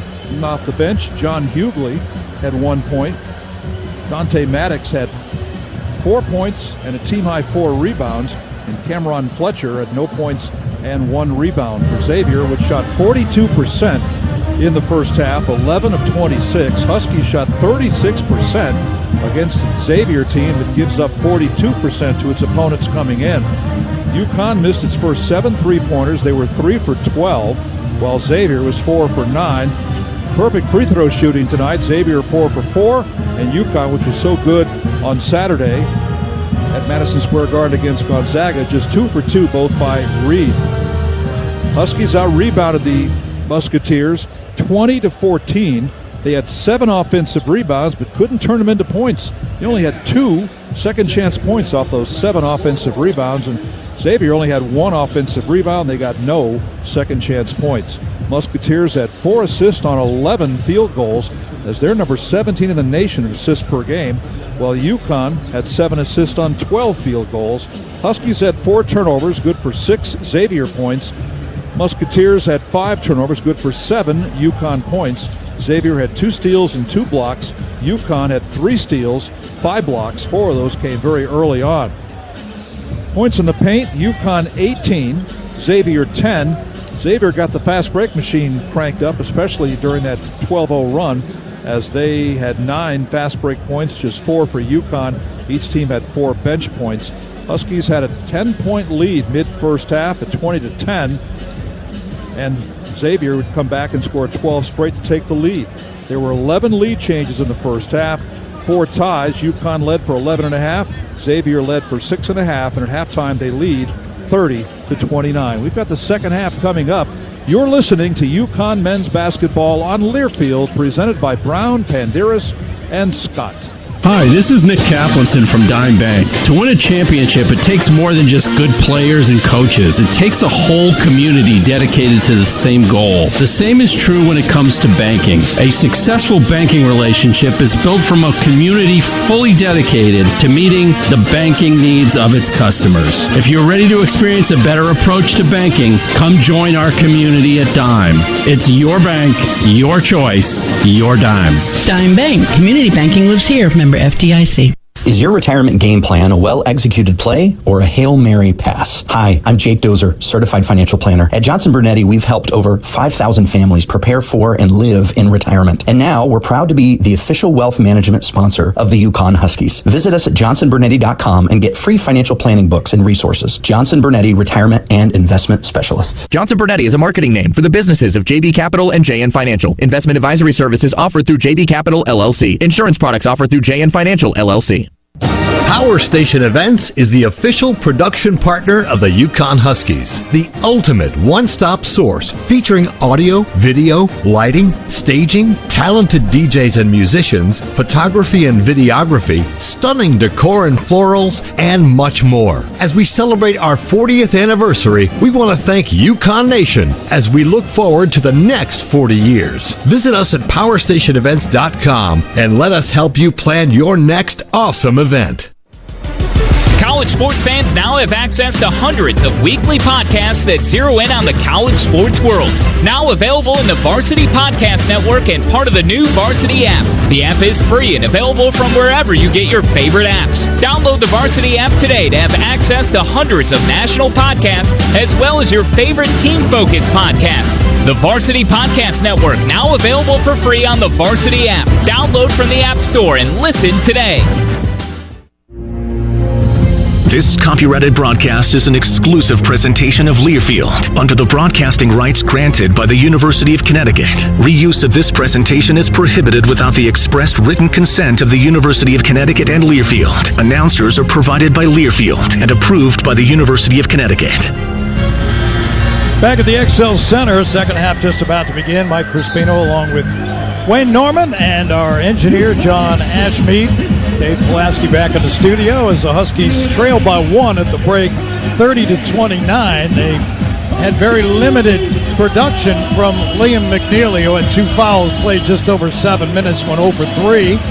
They need him, and they certainly need Terrace Reed Jr. to stay on the floor. He's got, as he comes back, 6 total points in the game. And those all came in the first 5 minutes of the game. So he did keep rebounding, but the scoring stopped. They took him out of the offense, and then the second foul came. So UConn will inbound the ball. They'll shoot to our left. That's where their bench is. It'll be Diarra along with Reed, McNeely, and Solo Ball. Xavier's come in here and played the Huskies dead even, has a 1-point lead. As opposed to last year's game in Hartford where the Huskies blew the Musketeers' doors off. Yeah, and I don't think Sean Miller's the kind of guy to forget stuff like that. I'm sure he preached a little bit about that to his team coming in. Well, they lost 3 times to UConn, but that was the worst of the 3 losses. One was in the Big East tournament. Right, they got beat pretty badly in that tournament, too. All right, Caravan inbounds to Diarra. He dribbles across the timeline right to left. Right sideline to McNeely. Back out front to Diarra.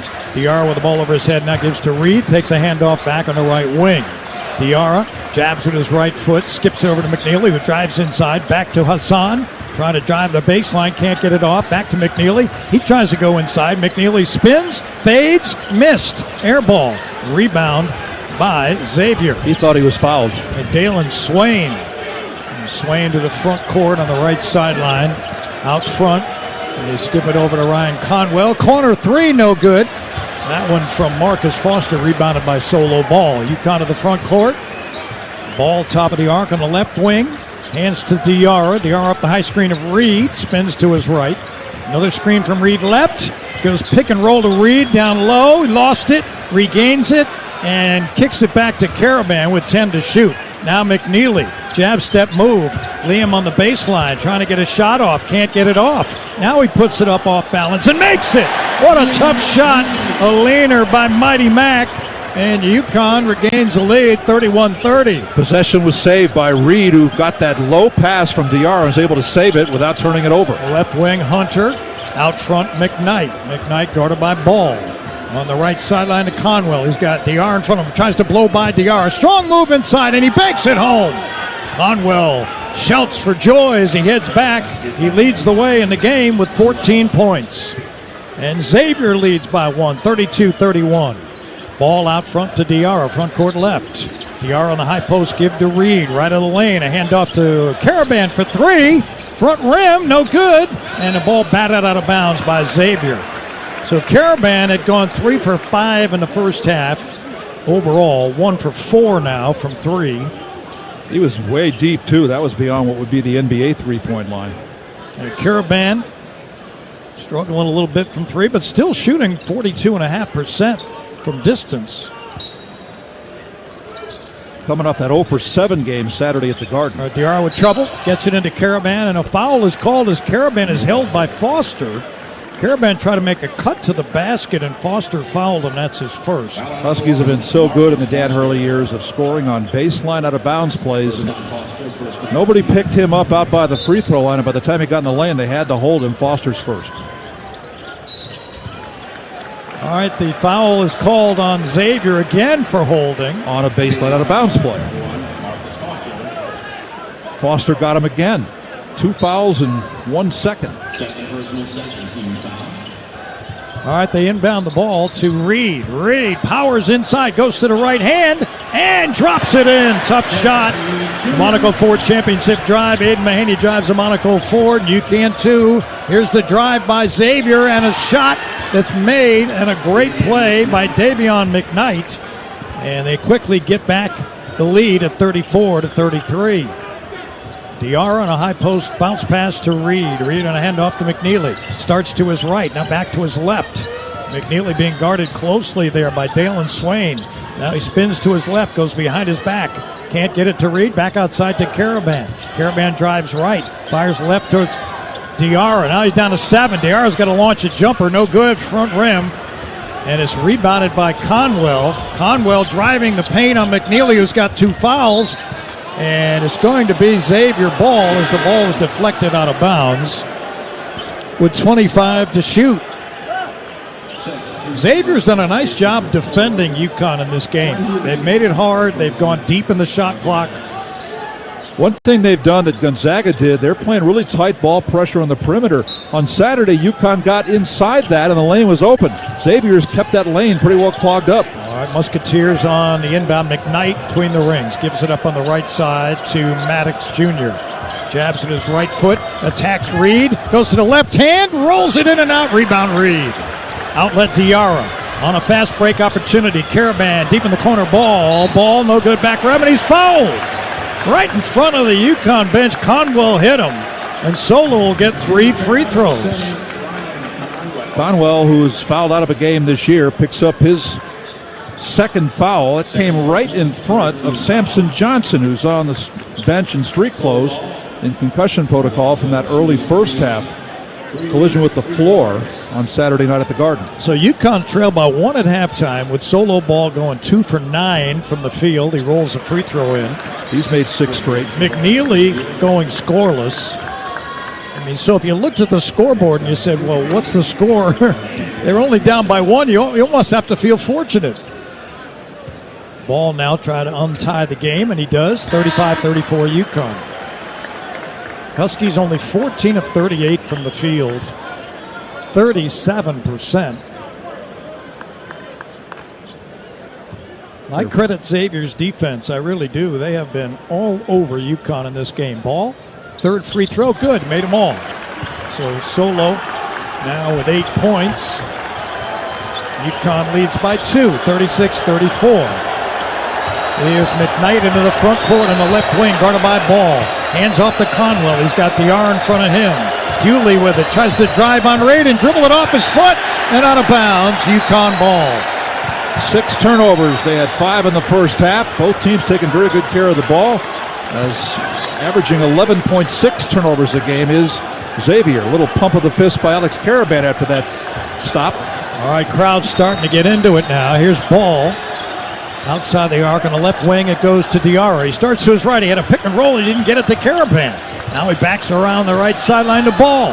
Ball tried to dribble through traffic. Diarra comes up with it. And he lays it in. He knifed through everybody for a deuce. UConn by 4. That was a broken play as Ball lost the dribble. And a quick timeout by Sean Miller. He wants a full timeout. He's not going to let UConn get this crowd going. He is going to call a timeout immediately before the media timeout. At Key Hyundai in Milford and Manchester, Genesis of Milford, and Middletown Chevrolet, they're the home of the 1 million mile powertrain warranty for all new car sales. You're listening to UConn men's basketball on Learfield with the Huskies leading by 4. 16:22 to go in the game. Presented by Brown Payne, Darris, and Scott.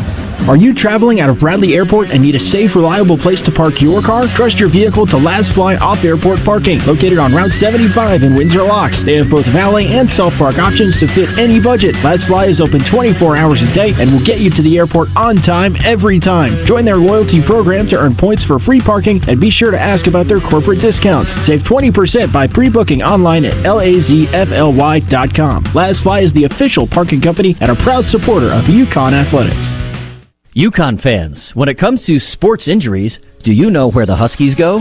UConn Health, Connecticut's public academic medical center. Our doctors advance research and train future generations of healthcare experts. All while offering the latest in injury prevention, treatment, and performance improvement for athletes, for everyone. When it comes to UConn athletics, our physicians are their physicians and should be your physicians too. Make their doctors your doctors. UConn Health. Learn more at health.uconn.edu. Aw, shucks, the game's on TV, but I can't listen to the call of my favorite team broadcasters. Never fear, Sync My Game is here. Sync My Game? Yes, Sync My Game. If you have a DVR and streaming device, head to syncmygame.com from Learfield. It's never been easier to hear the impassioned voices of your favorite radio crew synced with the TV. Wow, thank you, Mr. Just remember, syncmygame.com. Play-by-play coverage of UConn men's basketball is presented all season long by Key Bank, the exclusive retail bank of UConn men's basketball. When the holidays get real, shop Kohl's at Kohl's.com. You'll find amazing deals on everything you need all in one place so you can focus on the moments that matter. Kohl's, where families come first. Huskies have outscored Xavier 9-4 here to start the second half on 3 of 6 shooting. Xavier 2 for 4, with the difference there being the 3 free throws by Solo Ball, who was fouled on a 3-point shot. 38-34, UConn on top. Happy birthday to the former UConn men's basketball coach, Dom Perno. Dominic is 83 years old today, but he was also a former UConn player, a key member of 2 Yankee Conference championship teams, each one earning an NCAA tournament berth. He averaged 10 points a game as a senior. And, of course, he was the guard that stole the ball from Bill Bradley in the Sweet 16 1964 NCAA tournament. UConn won that game 52-50. One thing that was odd about that game was that UConn and Princeton went down to Raleigh for that Sweet 16 game. They both flew on the same plane down to Raleigh. They don't do that anymore. Dom, of course, went on to be a head coach for 9 years at UConn, 139 and 114, after being an assistant for 5 years, too. So happy birthday to Dom Perno. All right, the inbound by Conwell to our right. Now McKnight back to Foster, out front to Hughley. He's hold it over his head. They pound it down low, and Diarra reaches in, and a foul is called. He was being overpowered down there and reached in and committed the foul. I thought he got some ball, but he got some hand too. Good call. Second foul on Haas. And they're giving 2 free throws, which I don't believe. Yeah, he was basically on the floor. That is, we are not in Madison Square Garden tonight. That should not have been a 2-shot foul by my thinking. He definitely reached in before the Foster was able to get a shot off. He makes the first free throw. Foster with 1,215 career points now. Played 3 years at Furman. 9 points for him tonight. Played 36 games there last year. Averaged 11 points a game. UConn by 2, 38-36. Diarra front court left, top of the arc. High post give to Reed. Reed spins with his left hand and a handoff to McNeely. McNeely into the paint. They go alley-oop to Reed. He has to save it. Reed along the baseline, back to Diarra, sets and fires a 3, in and out. Reed got another rebound, and now he kicks it out to McNeely, who tries, and Mighty Mac delivers a triple. UConn 41-36. Huskies finally scoring a second chance point. Now here's McKnight into the paint, trying to get a shot off. Oh, great pass down low to Hughley, lays it up quickly, and that quiets the crowd. 41-38. UConn's defense porous that time.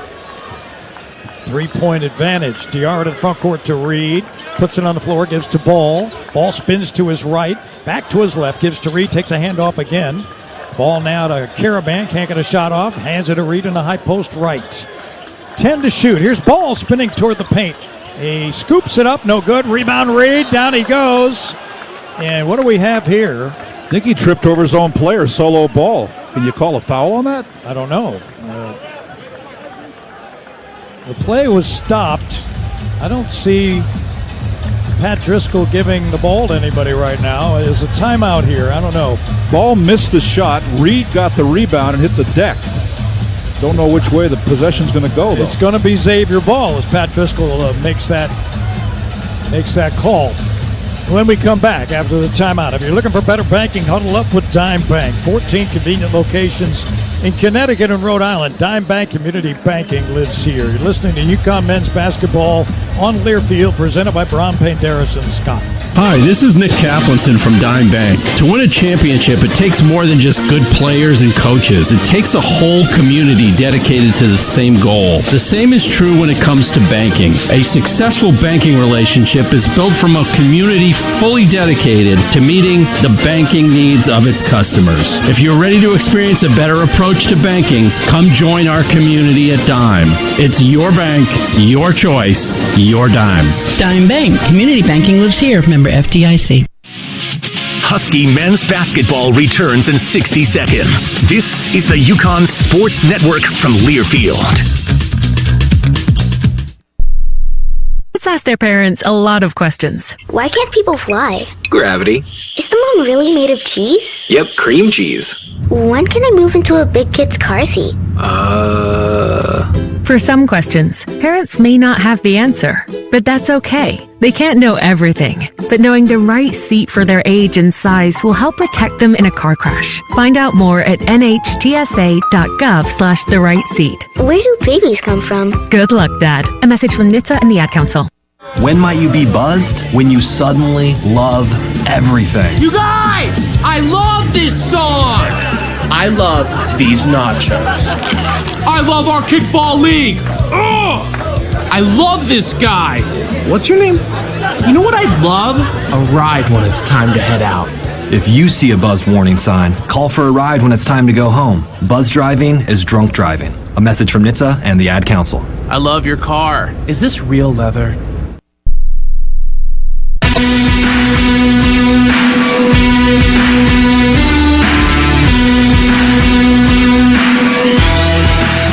Aiden Mahaney drives a Monaco Ford. You can too. Visit MonacoFord.com or Monaco Ford in person in Glastonbury and Niantic for current offers. Monaco, serving the Connecticut River Valley for over 102 years.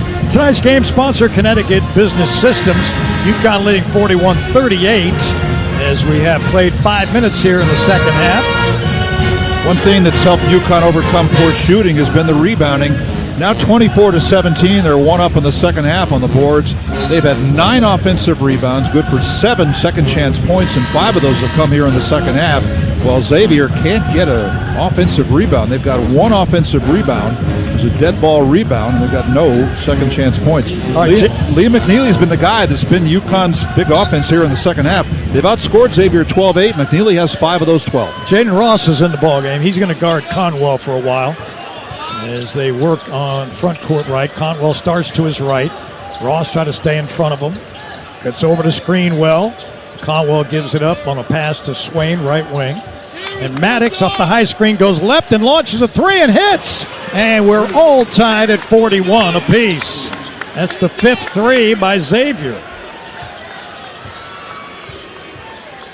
Here's Ross, front court left, and a handoff to McNeely.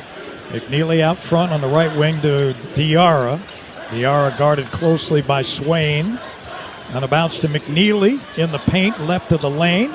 Trying to post up, power his way in. Goes to a fadeaway, puts it up and in! Oh, baby! That was MJ-like. That's what that was. Mighty Mac on the attack as he rolled it in off the rim and got fouled. Initially, Maddox had good defense on him, but the spin move to the left side of the lane got McNeely up in the air, and Maddox got his second foul. That's the Monaco Ford Championship drive.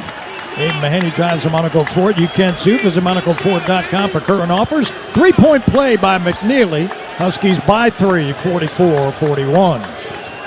Front court right. Here's Conwell outside the arc. He's guarded by Ross. They skip it on the right corner. It's Maddox. He can't get a shot off. Here's Hunter. Fires it right to Swain, who blows down the lane on McNeely. And a foul is called on McNeely. Now he's got 3, and Dan Hurley's got a decision to make. We are 6 minutes in to the second half. McNeely's got 3 fouls. McNeely just gave a 2 thumbs up over to Coach Hurley. He's basically saying, the freshman is basically saying, Coach, I got this. I'll play with 3. I won't commit number 4. Oh, here's Jalen Stewart. Let's see who he's going to substitute for. He may come in for McNeely, and he will. So much for the thumbs up. Right. So much for your lip reading. I don't know. I'm sure that's what he was saying, but Coach Hurley didn't buy it. He's just, McNeely's too important. You need him at crunch time, as he scored 8 of UConn's 15 second-half points. All right, Swain's free throw was good, so it's a 2-point game. That's his first point of the game. And the second one is up and good. Xavier's made all of their free throws, so is UConn. Xavier 8 for 8, UConn 6 for 6, and a 1-point Husky lead. Hassan Diarra, right sideline, front court left, gives it up to Stewart, gets it back. He spins to his left. Now to the cutting Ross. Ross into the paint is tripped. Down he goes. And the foul is called on Maddox Jr., and that's his third. So Xavier with 3 men with 2 fouls here early in the second half, and 1 man with 3. That is Maddox, Dante Maddox.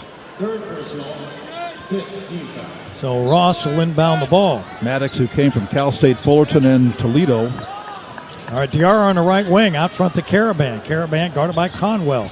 Try to drive Conwell to the basket. He puts it up, missed it. Rebound Reed. He dives inside. He missed it. It's loose, and Xavier has the rebound. And on a run out, here's Swain. Little scoop pass to Conwell. Baseline jumper, no good. Rebounded by Terrace Reed. That's 11 boards for Reed. Here's Ross. Drives baseline, nowhere to go. Gets it up on the bounce to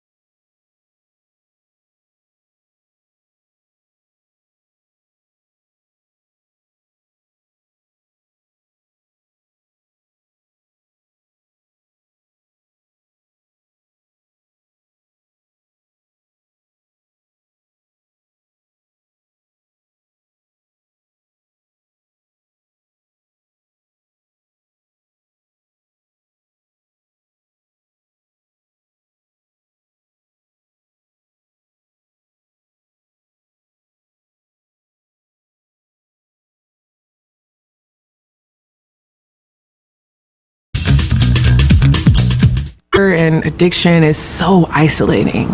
And so as a Black woman in recovery, hope must be loud. It grows louder when you ask for help and you're vulnerable. It is the thread that lets you know that no matter what happens, you will be okay. When we learn the power of hope, recovery is possible. Find out how at startwithhope.com. Brought to you by the National Council for Mental Wellbeing, Shatterproof, and the Ad Council.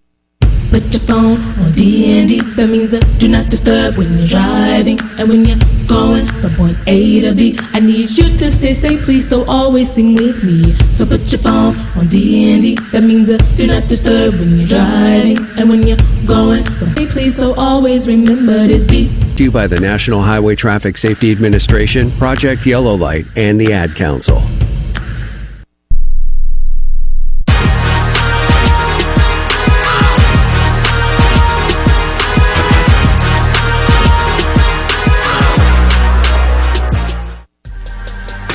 The countdown to tip-off continues with a check of scores from around the Big East and college basketball. Let's go inside the Learfield Network studios. Big East opener for number 11 UConn as they tangle with Xavier at the XL Center in Hartford.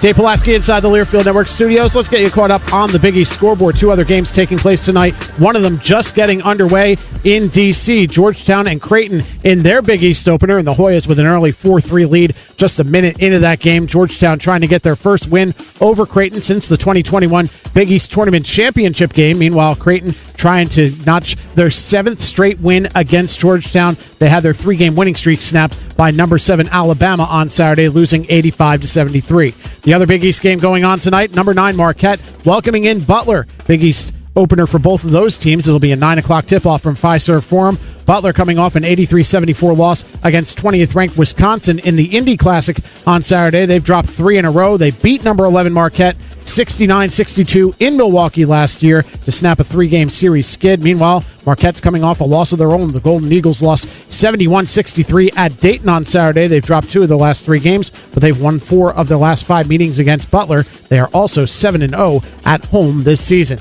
Time now to send it back to Mike Crispino for the Full Court Press. From the XL Center, it's Joe Zone, Channel 3 Sports. Let's talk about Liam McNeely, shall we? His MSG debut, how high does that rank among UConn rookie performances? You know, I can't remember anything better. That guy's gotten so much better, but to see... I thought when Caravan missed his first game, that's when McNeely really started to establish himself as a go-to guy. Even as a freshman, it's a guy who they could look to. I thought he tried to, maybe control the game a little bit. He played upperclassman like I thought, and he showed you he could do everything. I mean, he was all over the place, rebounding, shooting, and I think he showed leadership skills, especially with Caravan back in that game after his double-double didn't have a big game. All right, winning at against Gonzaga, does that prove UConn can survive without 2 of their top 8 players playing well? I thought that was so impressive because we all know how good Gonzaga is. Their program, elite, always up there. I realize it's Madison Square Garden, but still, to beat a team like Gonzaga, as good as they are, and look at it, it showed the people who vote in the polls, they gave them a big boost off of that game. No question. Aiden Mahaney's been struggling since coming from St. Mary's. Does that maybe open the door for Ahmad Noel beginning tonight to get more time? I don't know how practice went because you know how the coaches are with practice, and I don't think he's given up yet on Mahaney, but I think I think it's a short rope with him, and if he doesn't prove himself when he gets his minutes, I think you're right. I think you're going to see some other guys go and fill up that spot. Terrace Reed Jr. now, without Samson Johnson tonight, hadn't started a game. This is the first start for him. How do you think he'll fare? I was impressed with how he played against Gonzaga without the big guy in there all the time. He was pretty good. He didn't get in too much foul trouble. That's the thing I worry about with these big guys. They get in foul trouble. But, tonight it's look at me, look at me. I don't know what his personality is like, but I like his game.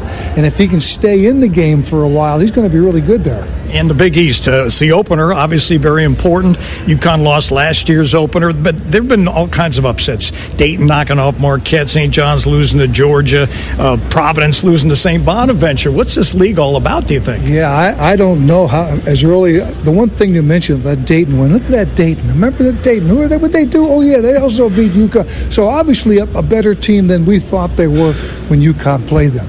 But it's so early in the Big East, but when you look and see who got knocked off early, you wonder how good this conference is, or are other conferences, other teams catching up? That's what I think we got to try to figure out. All right, it's going to be fun tonight, Joe. Thanks for the visit. Yep, I'll see you out there. All right, it's Joe Zone. We're back with more of the Scouting Report. Wayne Norman coming up here on Learfield. Are you traveling out of Bradley Airport and need a safe, reliable place to park your car? Trust your vehicle to Last Fly Off-Airport Parking, located on Route 75 in Windsor Locks. They have both valet and self-park options to fit any budget. Last Fly is open 24 hours a day and will get you to the airport on time every time. Join their loyalty program to earn points for free parking, and be sure to ask about their corporate discounts. Save 20% by pre-booking online at lazfly.com. Last Fly is the official parking company and a proud supporter of UConn athletics.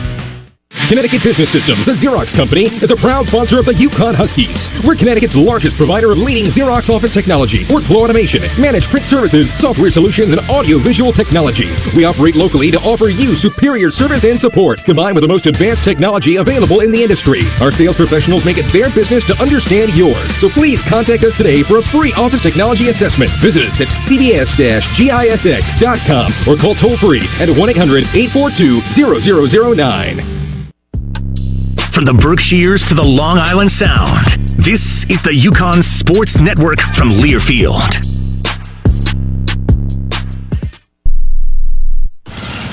Babes, what are you doing? What?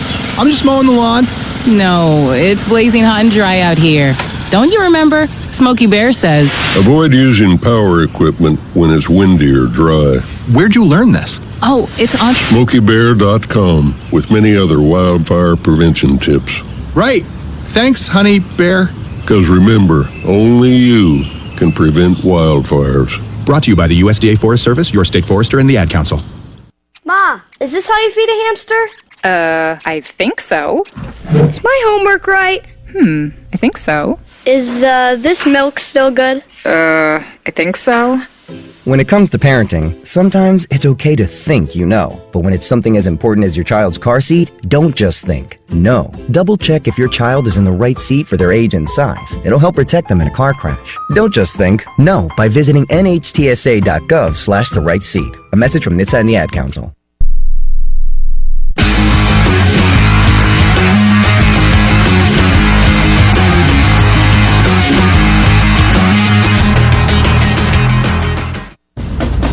It's time to take a closer look at today's opponent in the Scouting Report. Here's Wayne Norman. Dante Jackson's in his 7th year, assistant coaching here at Xavier, as the Musketeers come in 8-3 after Saturday's loss to crosstown rival Cincinnati. A lot of things happened in that game, including a big play late in the game. First off, how did Cincinnati rally back in the final 7 minutes from the 7-point deficit to win that game? Yeah, I think first you got to give them credit. They continued to play all 10 4-minute wars, and I think for us, I think what we helped them do is we turned the ball over late. We didn't finish the game or finish possessions the way that we're capable of, and I think anytime you allow a team to hang around, you give them confidence, and they end up making a couple plays, and so we didn't take care of the ball down the stretch. And you lost your leading scorer and rebounder, Zach Fremantle. At least he hurt his knee with 4 minutes to go, but he stayed in the game. But how much of a factor was his injury in the Cincinnati comeback?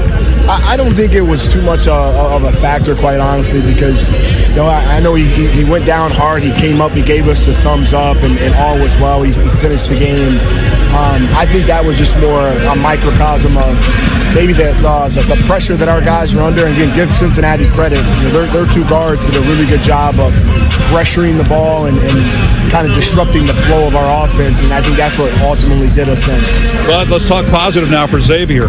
Ryan Conwell, transfer from Indiana State, has been really good for you, and he's a weapon from the perimeter, isn't he? He's been terrific. I think Ryan is one of the best shooters in the country. I think his work ethic on a day-to-day basis is kind of won out. I think as we start Big East play with Zach being out, we absolutely need Ryan to play well, along with Davion McKnight, Marcus Foster, and Jerome Hunter, and Dalen Swain. We have to do it. We have to become the team by committee. Each one of these guys have to step up, and there's no doubt Ryan Conwell has to be the best version of himself to give Xavier, our team, the best opportunity. But it's not just the loss of 6'9" Fremantle. You lost your starting center when the season began, so you guys just have to play small the rest of the year? We do, and what I'm really intrigued with is the fact that we have the opportunity and the bodies to do so. A year ago, when Zach and Jerome went down, we were in a different predicament. This year, we actually have able bodies. They've got to play some different positions and maybe longer stretches than they have earlier in the year. But I'm excited to see these guys kind of come out of their shell and to play bigger roles, because they're all big-time players. We just need them all to get on the same page and play for Xavier. Dante, good to see you. Thanks very much. Best of luck to the Musketeers. Thank you so much. Dante Jackson, Xavier assistant coach. Up next, the head coach of the Huskies, Dan Hurley, talks to Mike Crispino from Brown, Panderas, and Scott. This is UConn basketball on Learfield. Is your retirement game plan a well-executed play or a Hail Mary pass? Hi, I'm Jake Dozer, certified financial planner. At Johnson Brunetti, we've helped over 5,000 families prepare for and live in retirement. And now we're proud to be the official wealth management sponsor of the UConn Huskies. Visit us at johnsonbrunetti.com and get free financial planning books and resources. Johnson Brunetti, Retirement and Investment Specialists. Johnson Brunetti is a marketing name for the businesses of JB Capital and JN Financial. Investment advisory services offered through JB Capital, LLC. Insurance products offered through JN Financial, LLC.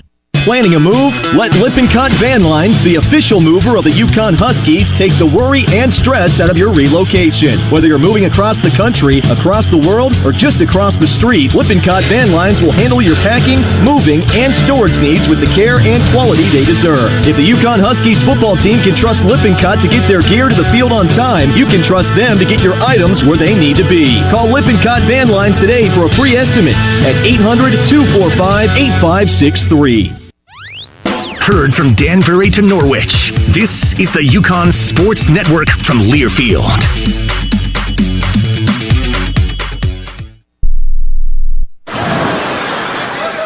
Hear that? That's the sound of your life.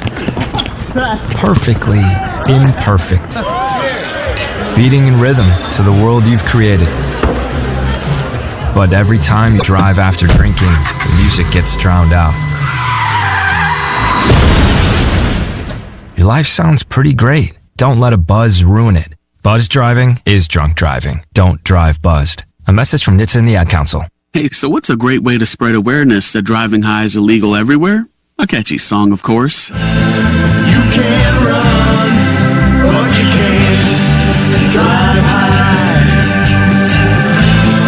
You can run, but you can't drive high. Friendly reminder, don't drive high. If you feel different, you drive different. Brought to you by NHTSA and the Ad Council.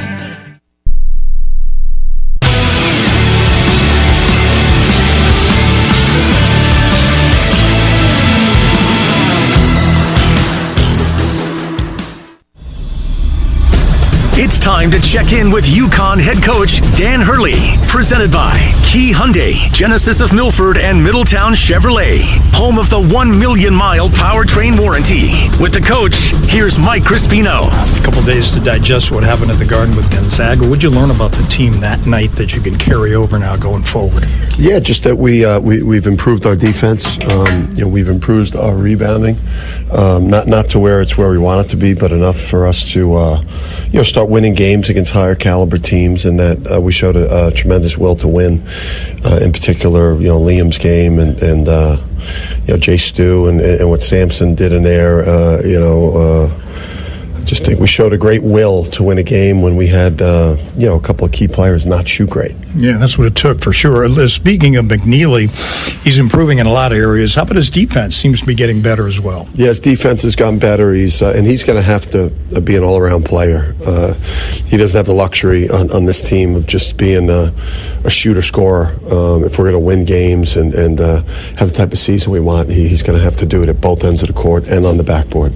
Conference play begins tonight. Why will this be a different animal compared to those first 11 games? Well, they're just, the opponents know each other real well. For whatever reason, the games are just, they're more physical. There's, these are rivalries, or these are coaches that have coached against each other. These are players that have played against each other. And, it's conference play. It's a war. Yeah, we expect a lot, that's for sure. Samson Johnson out for tonight. How do you work the center rotation? It's going to look different. Yeah, well, Taris obviously get the start, and Youssef is, thankfully he's gotten minutes, so he's got some experience, and there's an opportunity obviously there for him and for Taris, and then we've played five perimeter at times, sliding Jay Stu to the 5 or Alex to guard the 5 and just kind of play positionless basketball. It's not what we necessarily want to do, but Sampson's a big loss for us. He's in a lot of ways he's the heart and soul. Yeah, you're going to have to go with what's there for sure. Ahmad Noel maybe back on the floor tonight. How could he help? Yeah, I guess we'll see what the game looks like. He's just kind of gotten back to full health. He had a couple of practices under his belt where he's been, pain free, and we'll just see how the game plays out. They don't have Zach Fremantle, big scorer for them, 17 points, 8 rebounds. How do you think they're going to fill that void? With Hunter, who has been tough on us, Ugly is a player that has a lot of experience and a lot of production at Pitt and at Oklahoma. So and then they have the ability, also to play small and kind of force us to make a decision with our lineup. Yeah, Ryan Cronwell is an interesting player, junior guard, real good shooter, steals, 15 steals. He's going to be a tough handle. Yeah, he's tough. He's one of the best scorers that we'll face. Really effortless with the lefty, ability to shoot it off the dribble from range, the ability to get in the paint. He's strong. He's physical. Tough matchup for us. We got to do a great job on him. Obviously, McKnight. And Hassan Diarra will get Conwell? I think everyone will play them because there's some things that they run that forces you to switch. And we'll see what works and what doesn't work. You know, we start games with plan A's, and sometimes we end in plan C or D. And sometimes that works too. Finally, keys to defending this home court. I'm thinking transition defense might be up there on the list. Yeah, ball screen defense, I think, is huge. Transition defense is huge. They really push it on makes and misses.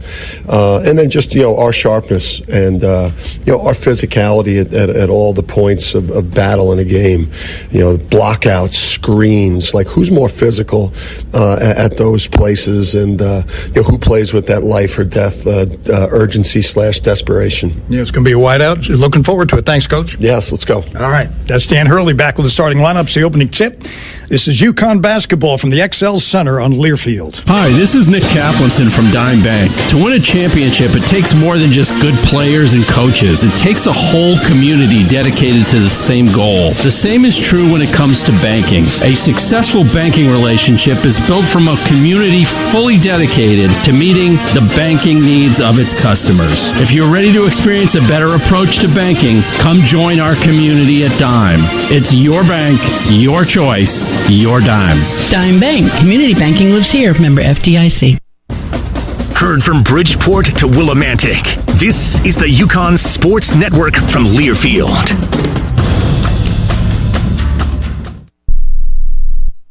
Are you prepared for an emergency or disaster? Because it's not a matter of if, but when. Don't find yourself saying, when the storm rolls in, my time to find a pet-friendly evacuation center will have run out. The scorching heat wave will leave me powerless to cool my insulin. I'll face a hurricane without meds. Now that's a tough pill to swallow. Let's prepare so we all have a better story to tell. Get started at ready.gov/older adults. Brought to you by FEMA and the Ad Council. This is your captain. We are going to be experiencing some slight turbulence. Please fasten your... Oh, hold on. Just got a video of my cat. Imagine the pilot of an airplane was as confident as you are texting and driving. Seems kind of crazy when you put it like that. Visit StopTextsStopWrecks.org. A message brought to you by the National Highway Traffic Safety Administration, Project Yellow Light, and the Ad Council.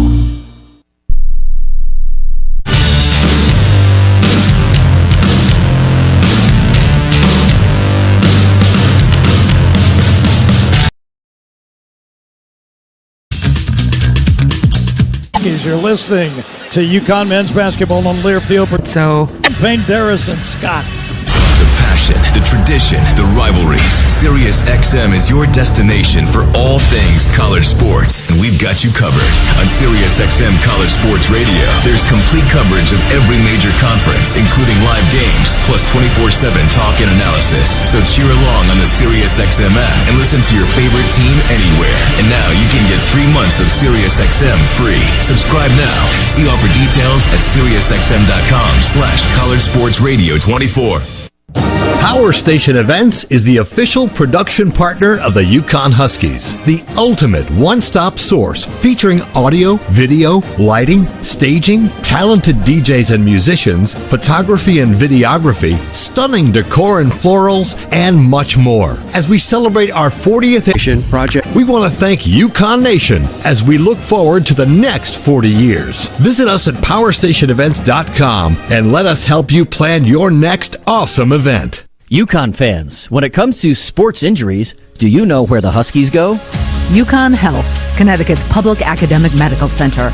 Our doctors advance research and train future generations of healthcare experts. All while offering the latest in injury prevention, treatment, and performance improvement for athletes, for everyone. When it comes to UConn athletics, our physicians are their physicians and should be your physicians too. Make their scoreboard to your doctors. UConn Health. Learn more at health.uconn.edu. Play-by-play coverage of UConn men's basketball is presented all season long by Key Bank, the exclusive retail bank of UConn men's basketball. Stay with us after the game, the Hart Auto Group post-game show. We got highlights, interviews, final stats, scores, all coming your way, courtesy of the Hart Auto Group. Shop Hart Auto Group. We treat you like family or only a heartbeat away, heartcars.com. So Dante Maddox, a 6'2 grad guard who came out of Cal State Fullerton and Toledo's had a big second half for the Musketeers. He has 13 of his 17 points in the second half. He's got 4 threes. They've all come here in the second half. And he a big part of that 9-0 run that gave Xavier their biggest lead at 5 a moment ago. He had a pair of threes to cap that run, but then Solo Ball comes back with 5 straight. Got a layup off a loose ball and then follow with a transition 3 to tie the game after the steal by Terrace Reed. Both teams shooting really well. UConn up to 61% of the second half, and Xavier 71% since halftime, 12 of 17. Now the question is, how long will Coach Hurley keep Liam McNeely on the bench? He's got 4 fouls. He's got 10 points with having a good start to the second half. He may go offense-defense here, but he's got Jaden Ross, a guy, or to defend, I'm assuming, Conwell, or maybe not. Yeah, McNeely's still on the bench. May bring McNeely back when UConn gets the ball back. We'll see. Conwell inbounds the ball, and he gives it up to McKnight. They go backdoor cut to Conwell, who lays it in. The Huskies got beat on a nice play on the baseline, and Xavier leads it 71-69. The bucket by Conwell. He's got 19. Here's Ross on the foul line, extended left, out front to Ball. Ball right with it. He's guarded by Maddox. Back to Diarra between the rings, straight on the basket. Diarra starts to his right, a screen by Ball. Back to his left, time running out. Got to get something. It's Ball for 3. Ball knocks it down. That's a big-time 3 by Slick. Vermont, career high 18 points for Solo. UConn by 1. Got to get some D. Here's Hewley, top of the key. Gives up to McKnight. He's got Ball on him on the right wing. He gives it up on the left side to Maddox Jr. Guarded by Ross. Now they hand it off. You're right, I think.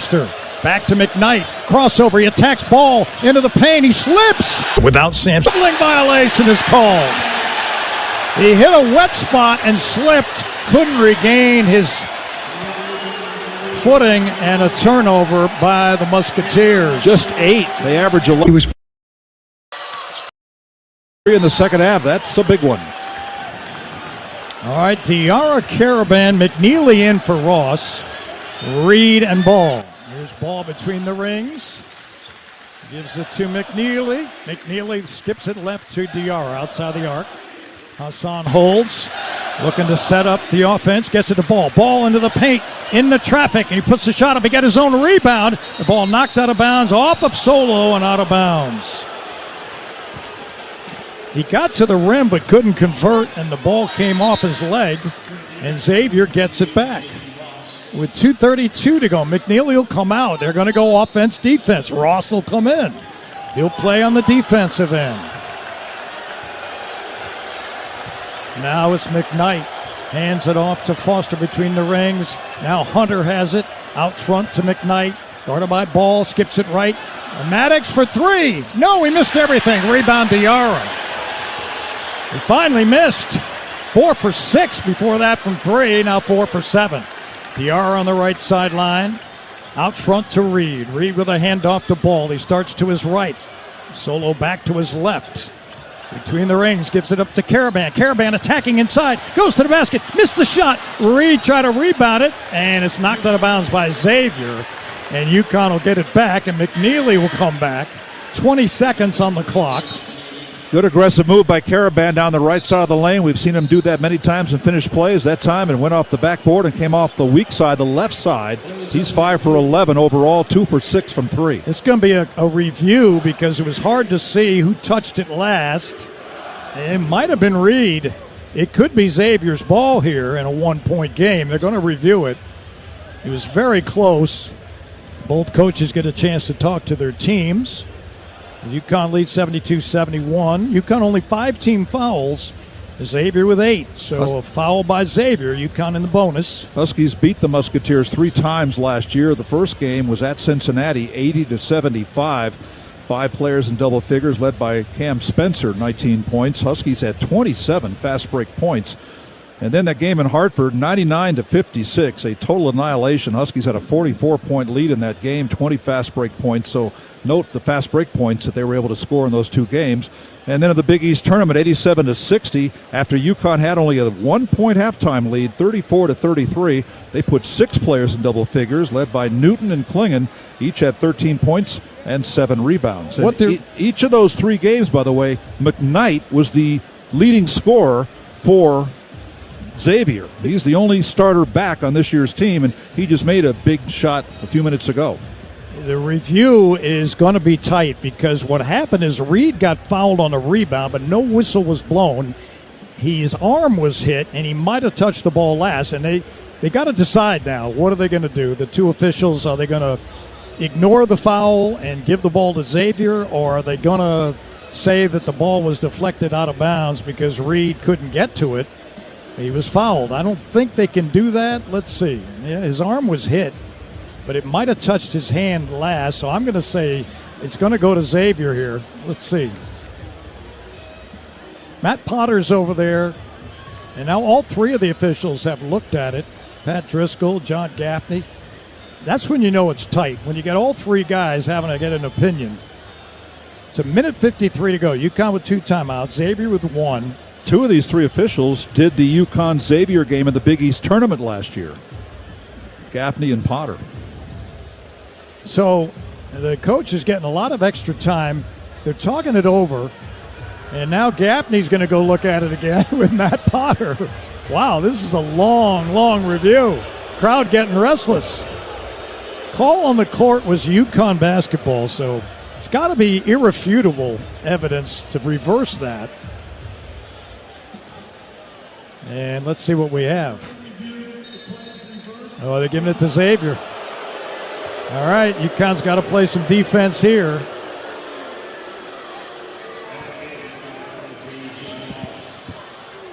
So it'll be the Musketeers to our left in the backcourt to inbound the ball. And Marcus Foster gets it in to Ryan Conwell. Conwell guarded by Diarra. Conwell across the timeline. High post give to Hunter. Hunter right of the lane. Backdoor cut. And a block by Ross. And a foul is called. Let's see who it's on. It might have been Diarra. And it'll be 2 free throws. So Xavier can take the lead with a minute 41 to go. They ran a great play out of the inbounds. And got a man open underneath the basket. So it's going to be McKnight. He came into the game 28 for 31 from the line. Now 31 of 34. The lefty puts it up and he makes it. All right, McNeely comes in. And he is in with Diarra, Solo Ball, Reed, and Caravan. They did give the foul to Ross. That's 2 on Jalen Ross. So McKnight, a 90% free throw shooter. Second one good. Xavier regains the lead, 73-72. McNeely across the timeline, guarded closely by Maddox Jr., gives it up to Diarra on the left wing. Out front, it's Reed. Reed with a handoff to McNeely. McNeely charging to the basket, lays it up and in. UConn regains the lead, 74-73. Here's McKnight to the front court. They'll start it over with a minute 20 to go. UConn by 1. McKnight guarded by Ball. Now in the hands of Conwell, who starts back to his right. Now it's Hunter on the right wing. Hunter hands off to Conwell. He lost it. He regains it. And out of bounds it goes. They say it's off UConn. Are they going to review it? I don't know. Pat Driscoll's already headed to the monitor to review this. We couldn't see it because the fans stood up in front of us. Let's see. All I saw was Pat Driscoll. No, I think that could be UConn's ball because Conwell had his hand on it last. You know, since the controversy about Dan Hurley going over the top in some of those games in Hawaii, he's been extremely well behaved since that time. There's been very few incidents where he's been like he was in Hawaii. Just now, though, his associate head coach, Kamani Young, had to restrain him briefly because he saw it the way you just talked about. He saw it as UConn ball. And then once he saw them coming over to review it, that's when he calmed down. All right, it's UConn ball. Wait a minute, I'm 1 for 1. Dan was right. I better stop now while I'm ahead. All right, yep. Well, UConn has the ball, but a 1-point lead with 1:04 to go. So that's 9 turnovers now on Xavier. Just a sloppy handoff, and the ball went out of bounds. Well, let's see what they get here. Caravan will inbound the ball. Diarra, McNeely, Reed, ball right now for UConn. Boy, that McNeely layup, the whole right side of the lane was wide open. He just drove it down. All 12 of his points have come in the second half. All right, Diarra across the timeline, right to left. He dribbles to his right on the right sideline. Picked up on a switch by Foster. Starts back to his left, skips to McNeely into the paint. Can't get a shot off. Back to Diarra. They go down low to Reed. Reed spins, puts it up. Oh, he missed it, but he's fouled. Oh, he was right there. It rolled off the rim, but they got it where they needed to Terrace Reed. It just didn't go in. Made a spin to the right and then a quick spin to the left. That's where he got the advantage. Swain guarding him the entire time. Swain picks up his third. He's 6'8", so it's a pretty fair matchup size-wise. 6'8" Swain against 6'10", Terrace Reed Jr. Oh, man, Terrace Reed was so upset. He's shooting 68.5% on the season. On the free throw line, Reed's shot is good. UConn by 2, 75-73. 47.6 left. Swain comes out for Xavier. Ross comes in for UConn. They'll go offense, defense, as Reed will shoot it here. He's got 15 points and 13 rebounds. His career high is 22 points, and he's equaled his season high with those 13 rebounds. And he got them both. UConn by 3, 76-73. One more stop might do it. And here comes McKnight. And he hands it off on the sideline. Out front the Hunter. Guarded by Reed. On a handoff to Maddox. He blows left. He fires a 3. Maddox, good! And Xavier again has the lead. Or even at 76 apiece. Diarra into the front court. Timeout called. 29.8 left. Again the 3 by the Musketeers. Wow, what a display. 8 of 10 in the second half. 80% from 3. Maddox has had 16 points in the second half. He's 5 of 6 from 3 in the second half, 5 of 7 overall in the second half. And for the game, he's got 20 points. He's had a huge second half, and he has single-handedly kept them hanging around. He had the 2 threes that capped that 9-0 run that gave him a 5-point lead. UConn quickly erased that. He was part of the Toledo team over in the MAC that won 4 straight titles in that conference. He's a guy that used to winning. We got a full timeout with 29.8 left. UConn with the ball tied at 76. Nobody's leaving the building. Well, the shot clock shows 25, and the game clock shows 29.8. So the Huskies will have to get a shot off here. But with the game tied, they'll have an opportunity to take a lead without too much time left for Xavier. Any foul by Xavier would be the 10th team foul, and it would be 2 free throws for the Huskies. And UConn with 6 team fouls, they can't afford to foul either. UConn being led by 18 from solo ball, a new career high, 16 by Terrace Reed, 13 from Alex Caravan, 12 by Liam McNeely, 11 by Hassan Diarra. This equals a season high for 3 points made by a UConn opponent. Xavier's 12 of 19. Memphis had 12 for 22 in the first game in Maui. UConn had those 2 close games in Maui that didn't go their way. Memphis won in overtime, and Colorado with a late field goal. UConn trying to get it done here tonight at home in a 76-76 game.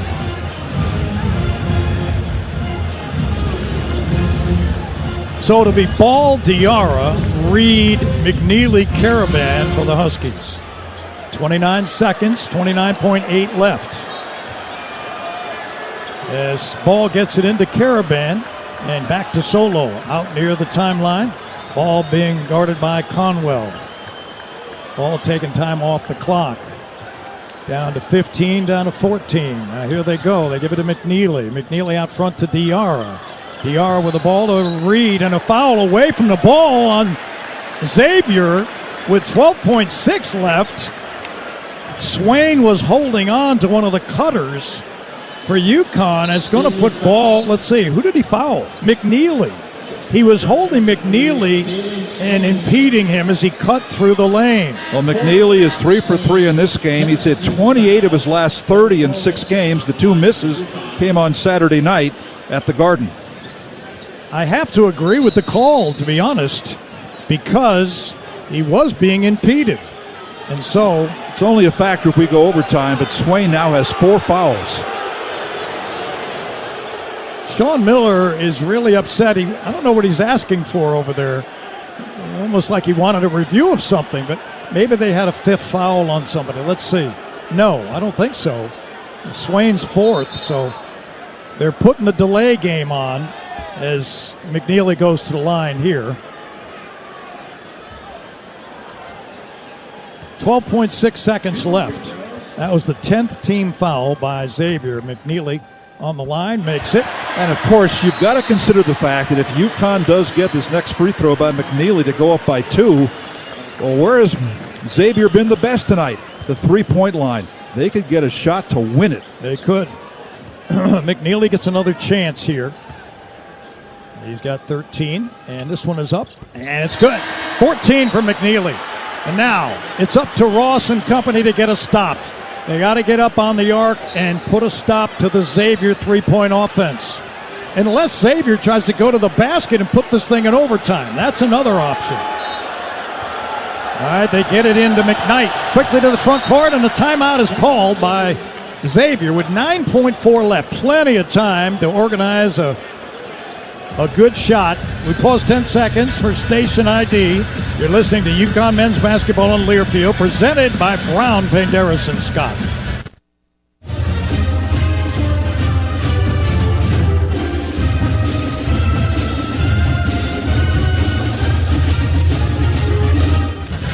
Xavier out of timeouts. 9.4 seconds left. They draw it up in the huddle. UConn got a timeout.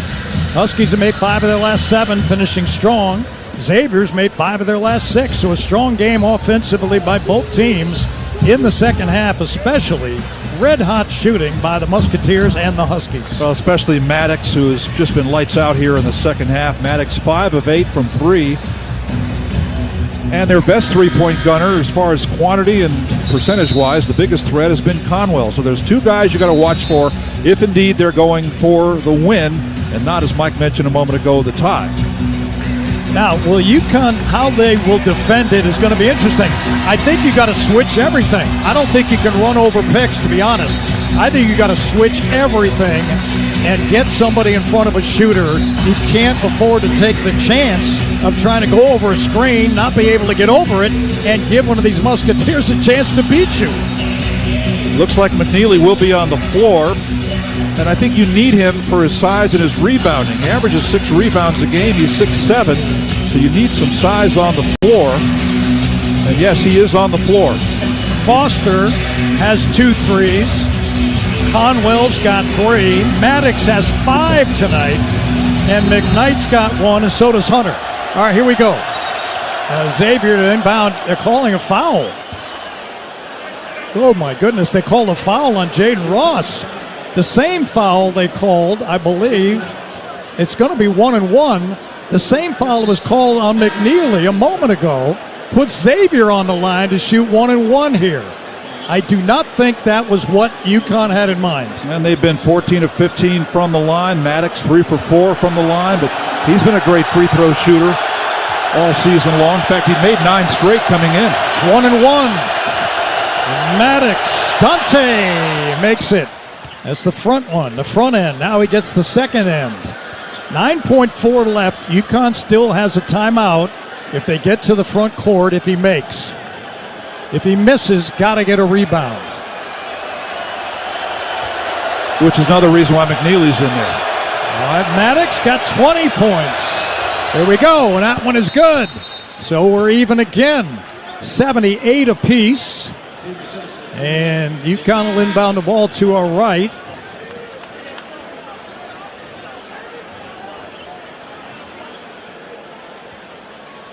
They're going to call timeout on the backcourt. This is unusual. I thought they'd get to the front court with it. But with 9.4 left in a tie game at 78 apiece, UConn is going to call timeout in the back court. This is not the NBA. You can't move it to the front court with a timeout. Huskies have had 3 hot hands in the second half. McNeely's got all 14 of his points in the second half.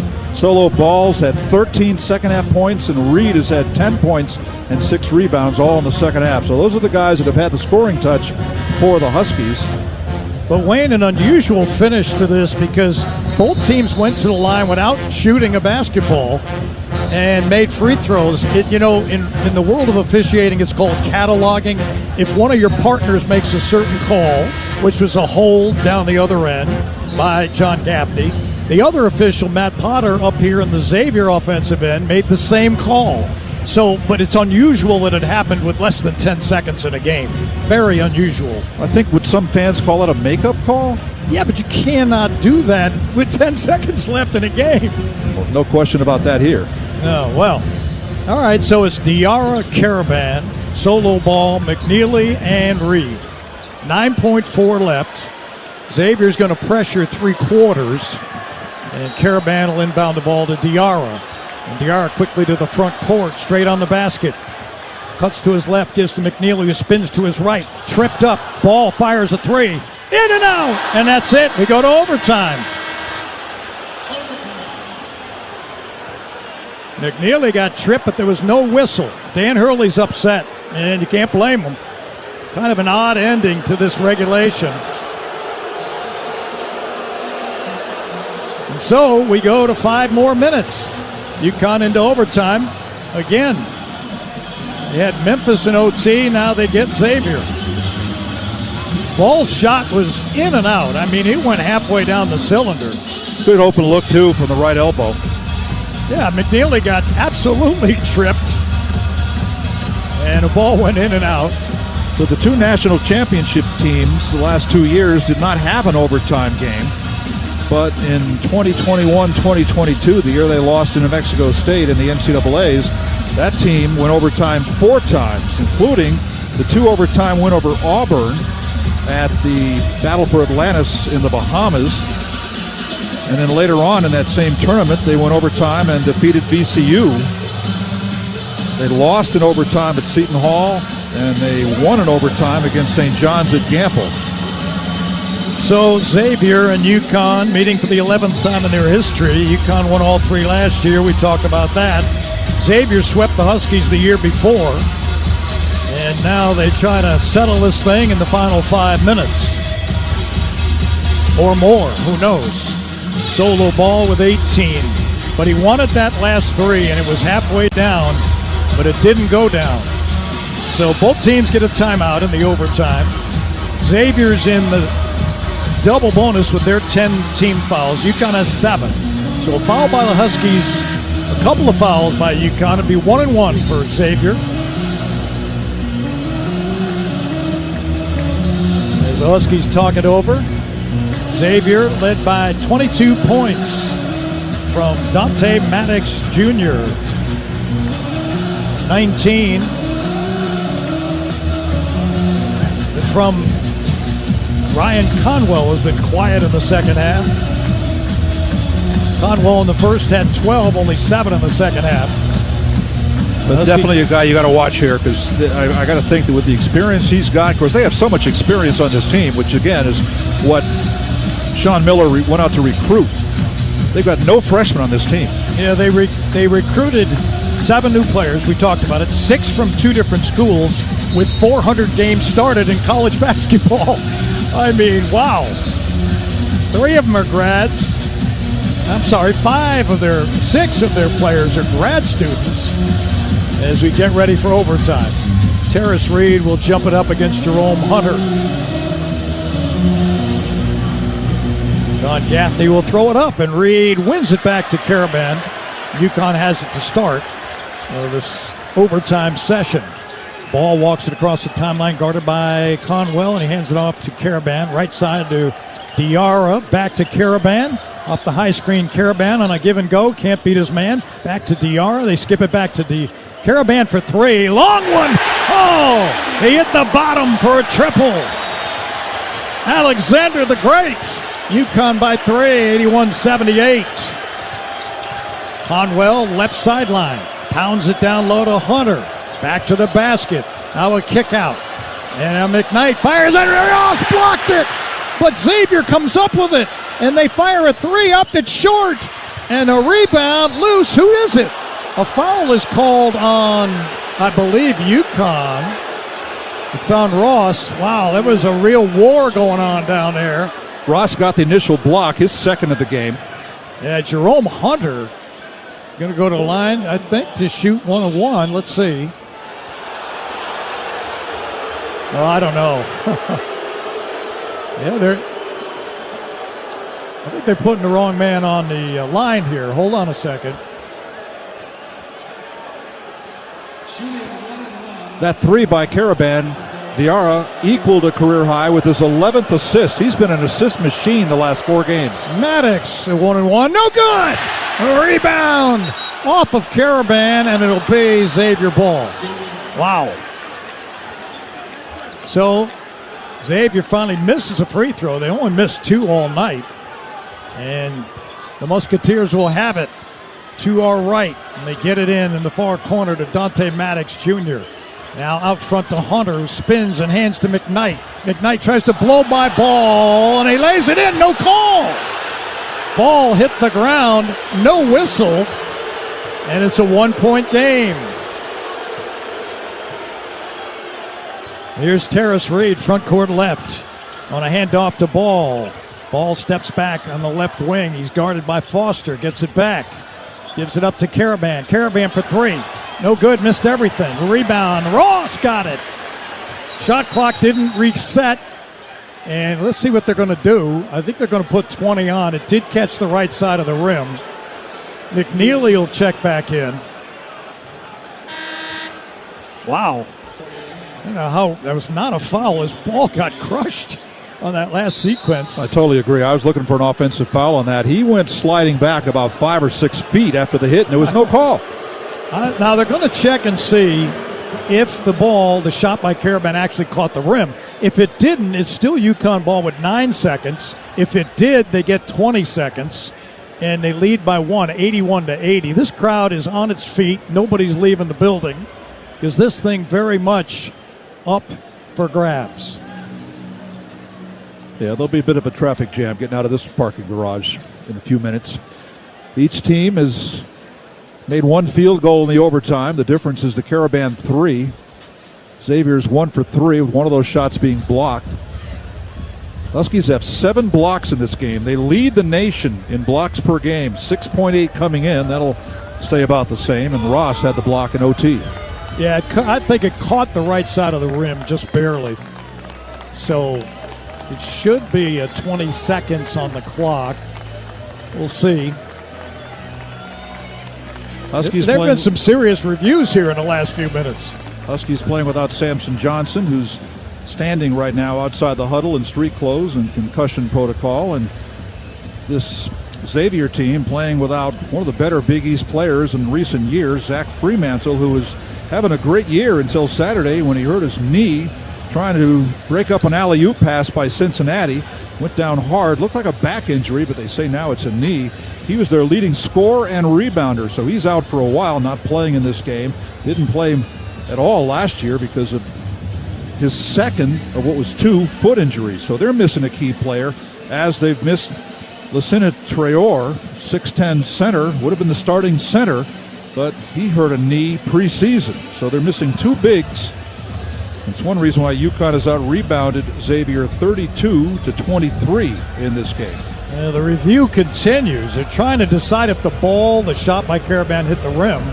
UConn did rebound it, so they're going to get the ball. Question is, how many seconds will be left? Dan Hurley showing frustration. He says, can we get this done?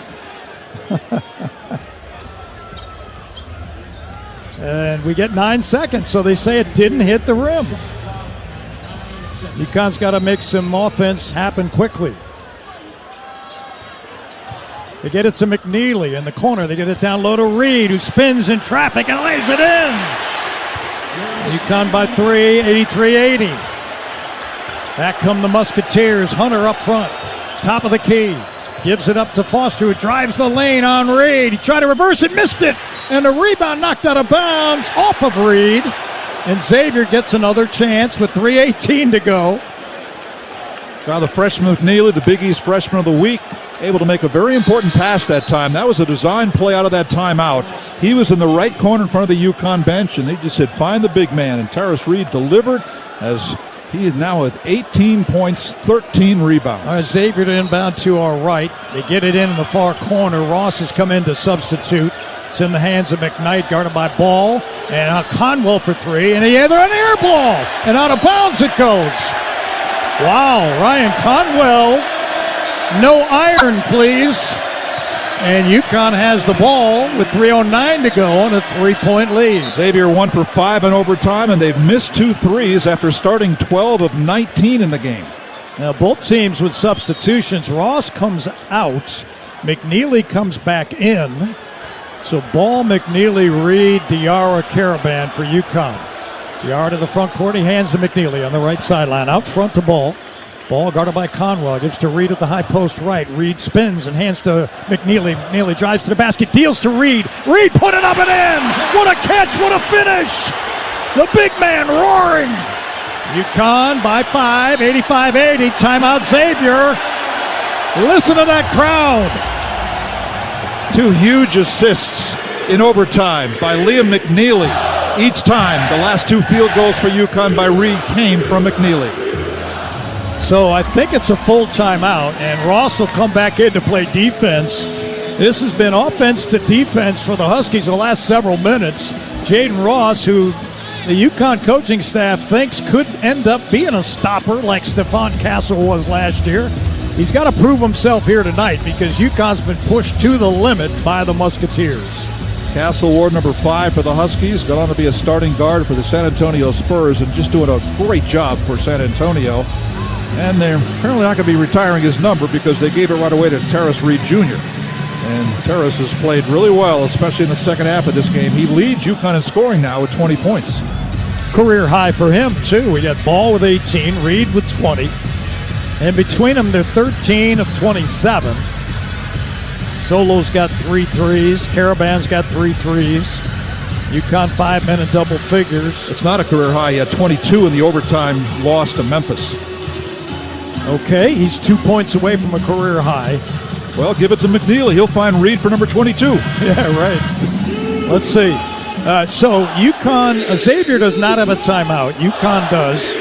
UConn still with 18 fouls. So think about it. If they foul, it'd be 1-1. Any foul by Xavier, it's 2 free throws for the Huskies. Xavier wins over Wake Forest this year, South Carolina, but losses to Michigan, at TCU, and Cincinnati most recently. Looking for their first win on the road this year, 0-2. UConn has 2 players with 4 fouls, Ross and McNeely, and Xavier has 1, that's Swain. Reed's 5th double-double of the season. Came in averaging 11 points, 8 rebounds, made his first start with Samson Johnson on the bench. So it'll be Xavier Ball, front court to our right. They'll inbound next to Sean Miller and their bench. And they get it into Davion McKnight. Now Foster hands to Conwell, back to McKnight. McKnight starts to his left. Now he looks for help. Back to Conwell outside the arc. Being hounded by Diarra. Tries to blow by Diarra twice. And now he off balance lays it up and in. What a play by Conwell. Diarra played great D. And it's 85-82 UConn with 2:20 left in the game. Now Diarra has it between the rings. Out front to Reed. Reed on a high post hand up to Caravan. Caravan stop and go move to the basket. He floats it in. Caravan a little 5-footer. UConn back up by 5, 87-82. Got to get a stop. McKnight hands to Foster outside the arc. Now on the right sideline, Conwell. McKnight starts to his left. Guard try to blow by Ball. Kicks it right. And into the lane goes Maddox, and he's blocked. The ball comes loose and still loose. Who's got it? Xavier. And again, the Musketeers come with it 3 times. McKnight, they kick in the right corner, and now it's loose, and Ball is fouled on a run out. 87-82. That might be a clear path foul in my mind, because Ball was all alone trying to pick up a loose ball and dunk it. That's what Coach Hurley's saying. He's saying that was an intentional foul. Ball made the steal on the perimeter. He took it away from Ryan Conwell after those offensive rebounds kept the ball alive in Xavier's possession. That's a tough call. I'll tell you what, Ball was fouled. He'll get 2 free throws. But it's hard to say what the intention was by Conwell. It really was. Great hustle by Ball, who is 18 points, 6 of 17 shooting, 3 of 8 from 3, but he's made some big plays for the Huskies, and now a big win in overtime. All right, minute 41 left. Ball goes to the line, and the first free throw's good. So Solo having one of his great games as a Husky. He's got 19 now. UConn leading by 6, 88-82. You know, Conwell got that foul on Ball after his turnover, but, geez, he's come in as a three-point shooter, but he had a lot of driving layups. His ability to get to the rim is impressive. All right, Ball made them both. 89-82 UConn. Minute and a half to go. Here come the Musketeers, and a drive by McKnight trying to post up Ball. He pounds, he puts a fadeaway up and makes it. What a play by Davion McKnight. What a night he's had. 18 points for him. UConn leads 5, 89-84 with a minute 20 to go. Diarra across the timeline. On the left sideline, he's guarded by McKnight. Gives it up to Ross. Ross out front to Caravan. A high post handoff to Reed. Reed outside the key, gives to Diarra. Diarra spins inside, try to alley-oop it. Got it to Reed. Reed missed the layup. Oh, and here comes Xavier. With under a minute to go, they still have a chance. Maddox Jr. to Hunter. And now McKnight, guarded by Ball. Out near the timeline, McKnight trying to set him up. Starts to his right. Reed switches on him. McKnight reverses into the paint. Tries to get a shot off. Nowhere to go. Kicks it back outside. They work the perimeter. Hunter, he can't get a shot off. Ollie Foster blocked. Caravan got it. Ross on a run out. Lays it up. Missed it. Rebound Caravan. He made it. Oh, a block and a run out. 91-84 UConn. 20 seconds left. Here's Conwell trying to blow by, and a block again by Diarra. And UConn comes up with 2 huge rejections in the final minute, and they have the lead 91-84. Well, the Caravan block set up the fast break hoop that was a second chance opportunity because of the missed field goal, but then he put it back up and in, and then Diarra winds up with a block. But a foul was called, so we're getting Conwell going to the line to shoot 3 here because it was a 3-point shot attempt. And so he's on the line. Ryan Conwell misses, in and out. That might have been a tired free throw. He's played 41 minutes tonight and scored 21 points. UConn lead is 7, so still a 3-possession game. So the foul is on Ball, and that's Solo's first foul. All right, Ross comes out. McNeely comes in. There's 20 seconds left on the clock, and UConn leads by 6. UConn does have a timeout if they need it. Conwell, 3rd free throw coming. 78% free throw shooter on the season. And that one is up and good. So he made 2 out of 3. Dalen Swain comes in for Dante Maddox Jr. Swain playing with 4 fouls. Big guy with 6'8", 220. Caravan looking to get it in and gets it into Ball. And a foul is called on Xavier. It was Conwell reaching in. That's going to put Ball on the line. Only 2 seconds went off the clock. So Conwell made 2 out of 3 from the line, then commits the foul on Solo Ball, who has made his last 10 free throws, 5 for 5 tonight. All right, so Ball with 2 chances on the line as the Huskies are in double bonus time. 18.9 seconds remaining. Xavier does not have a timeout left as Solo goes to the line. He and Reed leading the way with 20, and Solo makes that one. So now it's a 6-point advantage for UConn with 18.9 left. Dante Maddox Jr. comes back in. Davion McKnight comes back in. And Solo gets another opportunity. And that one's up, and that one's good. Spot on. UConn's made them all tonight. 19 of 19. Into the front court, McKnight. Trying to give it up, and he does get up to Foster, who launches a three, and he hits it. 93-89, not over yet. 10 seconds left. They get it into Caravan, back to McNeely. They work it to Diarra. They get ball on the fast break opportunity, but the foul was called first. And so with 5.6 left, nobody's leaving the building. UConn leads 93-89. What a great game. Huskies were 18 of 21 from the line on Saturday at the Garden against Gonzaga.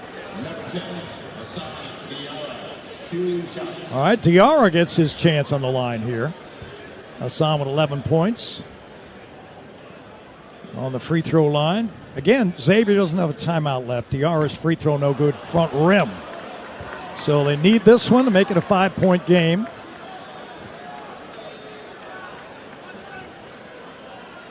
First miss by the Huskies tonight. They've gone 19 of 20. Xavier was great too, 18 of 21. So Hassan on the line. The second one is up. That one's good. 94-89. Here come the Musketeers. And a three-point attempt at the buzzer. No good. That ends it. McKnight tried it. He couldn't get it to go. What a game. UConn wins in overtime, 94-89. It took everything that every player had out there to get to this point. And UConn extends their winning streak to 5 in overtime over the shorthanded Musketeers. UConn playing without Samson Johnson, able to get it done here tonight. Huskies outscored Xavier 16-11 in the overtime, with Caravan getting 7. He was 3 for 4 in overtime, 1 for 2 from three-point range. Hit a deep three for the first points to break the tie and give UConn the lead for good in overtime. And he also had a block shot that set up a fast break opportunity that UConn couldn't convert, but the offensive rebound, and he was able to finish off there. So Caravan, kind of a quiet night for him, but he finished with 20 points. Ball had 22, had some big free throws in the overtime period, a couple of big threes in the crunch time in the second half. Diarra had 12 points, 11 assists in the game. McNeely had all 14 of his points after halftime, playing, of course, through foul trouble. But Taris Reed Jr. ends up with a double-double. Big for the Huskies, 20 points, 13 rebounds, and here he is. And the big man, Taris Reed, joins us courtside. Mike Crispino, Wayne Norman. Well, that took everything you had and every level on every facet of the game. That was a good win. Yeah, yes, sir. I mean, it was tough at first. I mean, knowing that Samson was out, I had to give all the glory to God, man. I was praying to him before the game, praying to him yesterday, like, Lord, give me the strength, because I knew it was going to be tough today. So we came out here and battled. First game in the Big East. Glad to get the dub. It's very different from the Big Ten, but came out victorious and coming to Butler this weekend. Taris, they were red hot from 3, especially in regulation, 12 of 19. Talk about the challenge they presented, more to the guards, but overall as a team for three-point defense. Yeah, yes, sir. We had to be solid from 3. From the big perspective, I had to be up in my ball screen coverage. I wasn't at first, but like I said, we locked in. We shut down the 3-ball at the end, and overall came up with the dub. Getting a start after coming off the bench in your opening 11 games as a Husky, How different was that? I was nervous. I mean, Coach, I'm not going to lie, I was nervous. As I said, Jesus, he took the nerves away from me and really helped me calm my anxiety. I haven't started the game since, last year in Michigan, so Sam's been doing a good job. He's a warrior. He's a dog. I mean, he starts the game off hot, so I tried to match his energy tonight. Hopefully I did well. I feel like I could have done better, but Sammy, that's Sammy's job. But it's not new territory. You started 31 games in Michigan last year, double-double tonight. Talk about the rebounding. You had 13 boards against a team that was missing 2 big guys up front. Yeah. You really went after that, including the offensive glass. Yeah, yes, sir. I mean, that was game plan. We heard the sad news about Fremantle, and just prayers up for him that he could get healthy. And the game plan was just come in here and rebound. I mean, that's my job. That's what's going to help the team, is me attacking the glass offensively and defensively. And how about the play of Alex Caravan in overtime? 3 for 4. He gets a block shot. He comes up big for you. I mean, that's the captain right there. He's the vet. He's been around the block so many times. Right. He's a dog out there. So that's all love to my guy Caravan.